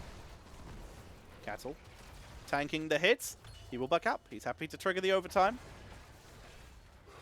Happy to wait for his team to soak up to 10 is the plan here. Get the heroic advantage. They got plenty of time to wait. They can hold the contested here for a while. And stacks of Crash Lightning. Now going to be achievable for Thrall. Vespertine makes the way down, clearing the lane. Red Robot quite far forward here. Level 10 just around the corner, but Nasmus coming in from behind. They're going to try and buy some time and try and pick up some kills early. Vespertine on the backline. They find Mephisto. There is the defense matrix though to buy time, but they get it with the low blow for the kill. Called it as the kill comes in onto Johanna as well. Nasmus pieces out for freedom. Valkyrie, Nasmus is back. No freedom, and is going to be popped out the mech. There's the toss. Straight up, straight down. Ruby is good though. He just got full health by Urel, but it's still too much. Vespertine? Vespertine? Oh, okay, he can just do that, okay, that's fine. Urel, by the way. Protectors picked up for the side of VGM Gaming. With both the Orcs inside, they crush through this middle wall. 6 kills to 0. Level 10 is online. Torm, we've already seen the Valkyrie on a Defender, Earthquake, and a massive shove. As the Protector is going to try and get a fort quite early here. They smash their way through here. Going to help a lot. What is happening here? Vespertine is living. That's what's happening. Heavy makes the way up. I'm going to clear the lane. It is going to be a targeted excision here. Heavy going for bully plays. Massive shove says goodbye, Mephisto. Nasmus going to try and get onto Heavy, but too tanky. Also, even more value from that biotic armor. Protector is sniped. Massive shove. Nuke has to be used, but Nasmus is still going to eat the tower hits here. Goodbye, Nasmus. The nuke does not last long enough to get, last too long for him to get out here. There's the taunt as they try to hold Red Robot. Healths are low. Ruby keeping them alive. Huge damage from Cookie Man. Trying to get onto Cattle, but Cattle is tanking this too well. Heavy with the heals, and everyone gets out. They snipe Diva. It is 6 kills to 0. VGM picking themselves up a biotic emitter. The support camp going down. Red Robot, they're still going to try to engage this. Nasmus is on the way. They're going to try and bring this. Cookie Man on the backline. Huge damage onto Heavy, but that zoning lurking arm is so good, and that's going to allow Heavy to finish this up. They get Decade. They go for more. Kevin dashes away. Cattle, they're looking for Cookie Man. Cookie Man nowhere to go. He's already used his teleport. Tiger JK with the final hit. Kevin even going to be chased down here by Vespertine. The blind is good, but you can't stop the Goomba Stomp. Here comes the Valkyrie, dodged by the Iron Skin. They were able to get the support camp. Who got that? It was going to be Heavy. They pick up the kills. They're about to hit level 13 as VGM dominate in this game number 5. A level and a half lead. There's the talk. There's the lurking. Our body blocks to hold it in, but the rubies are too good. And this time, Nasmus will live. There's level 13. We see the defensive measures. Velen's chosen. Yrel looking to do some more damage in these fights. Frostwolf's Grace and Virulent Reaction. All about them kills now. Gets it. Root. Cattle is here. No throw. They let it go. They didn't have Thrall there. Thrall, by the way, 14 stacks to Crash Lightning. Could be better, could be worse. Also, Subdue is done. Completely missed that. Good job. Nicely done. Taya continues to zap. VGM. Very far ahead right now. Looking good. A full level. They hit level 14. Level 13 talents just around the corner for Team Exodia. Exodia play a little bit further back. Cookie Man, risky spot, but they get level 13 and they clear the lanes. They have only lost a fort. This could be worse. This is still 100% comebackable by Team Exodia. Nasmus making the most of the fact that he has been split soaking all game to keep his team in this game, XP wise. Cookie Man tries to bully. Tries to buy time. There's level 13 on the board. Shard of Hate. Vespertine interrupting Red Robot from a flank. Ancient Blessings. Raw, of course. We've gone for the Subdue. Might as well combo. And good to go. Nashman's trying to slow Vespertine's wave clear. That's troll. Neither team able to get positioning on the point for the moment. War Traveler, by the way, for the Cassia. Keeping that mobility. Valkyrie finds Greymane, but Kevin is going to Medallion out of this. And everyone else gets out. Bless Shield is held. Durance is cleansed. They all escape. In the meantime, though, Vespertine is soaking them to 16. If they can keep delaying like this, they might be able to turn this. Stun, Cursed Bullet onto Cattle. Defensive measures, gives them that quick shield. They're going to try and get Nasmus here. There's the nuke. Charge, rolls into his nuke range. Stun. Oh, they get him with the last shot. They even dodge the Bless Shield. Heavy able to get away with that. Vespertine dives deep. That is huge that they got that kill. Stay a while. Will catch just Vespertine, but Tiger with the Earthquake drop, baby. They get the double kill. Into the fray, into Earthquake as they pick that up beautifully. 29% on the objective. They're going to be able to channel this in. This will be a protector. Going over to VGM. 12 kills to 0. As Vespertine continues to bully. Eat the Cursed Bullet, but Kevin doing everything they can just to clear the lane, but it's going to take a lot of damage if they're not careful. Turret is dropped. Kevin is out of there. 4 goes down before the protector is even captured. Bardic Emitter will be claimed by VGM. And VGM dominate with level 16s on the board. Earthshaker getting that little bit of extra stun. Martial Law, Templar's Verdict, Thunderstorm, and Super Strain. A little bit of extra healing against those stuns. Well, up against D.Va, because she offers lots of mini stuns. Very smart. Channel is acquired. And they even delay to make sure that they are all grouped up together. Make sure that everyone is there, so they can get maximum value out of this. Garrosh in the driver's seat. Looks like it's going to be Heavy in the gunner, but not yet. Because they have a lurking up to drop. They get the root. Virulent, see ya, Cookie. Welcome back, Cookie. That is a great Durance, but it's not enough. Valkyrie finds nothing. Camp was stolen. They had to use the Bardic Emitter for that. Someone needs to actually get in this protector now. Oh, sorry. They only had to use one of their Bardic Emitters for that. What a shame. They push in. Alex Rowe, thank you for the sub with your Twitch Prime. Nasmus trying to cause a delay. There's the Rocket Fist. They're looking for the keep. It's pretty early game. This protector does not do a huge amount of damage yet. But they're still trying to hold. 20 stacks on Crash Lightning. Level 16 finally on the board. Even talents finally. We're going to be seeing the emergency shielding coming in from D.Va. Kind of needs it this game. There's the Virulent Reaction, though. Protector dives in. Looks for the kill. We can see Cattle jumps out to see if they can follow up on it. Nasmus rolls away. Red Robot buying time. Cookie Man, big damage. There's the sleep onto Vespertine, but Vespertine's on Red Robot, gets the kill. If they can get more kills, they can try and turn this into an endgame scenario. They look for Hearts, they can't catch him. Rocket Fist comes out, Nasmus pings from the side, trying to land shots, trying to get that cooldown on the mech. Root onto Molko, tries to bait in with the Valkyrie, cannot find it. They've dropped every item except for that bardic emitter there, but finally a retreat is feigned as they look for it. This time they get it. Excuse me, mech, okay, goodbye. As we see Kevin being chased down. There's the throw. They get Cookie Man. He goes down. No Durance here. If they get Hots, that is it. Kevin, he escapes, but for what cost? Johanna will be back. They get it with the Crash Lightning at the end. They get the kill, and now just Red Robot left for the defense. 21 seconds for D.Va.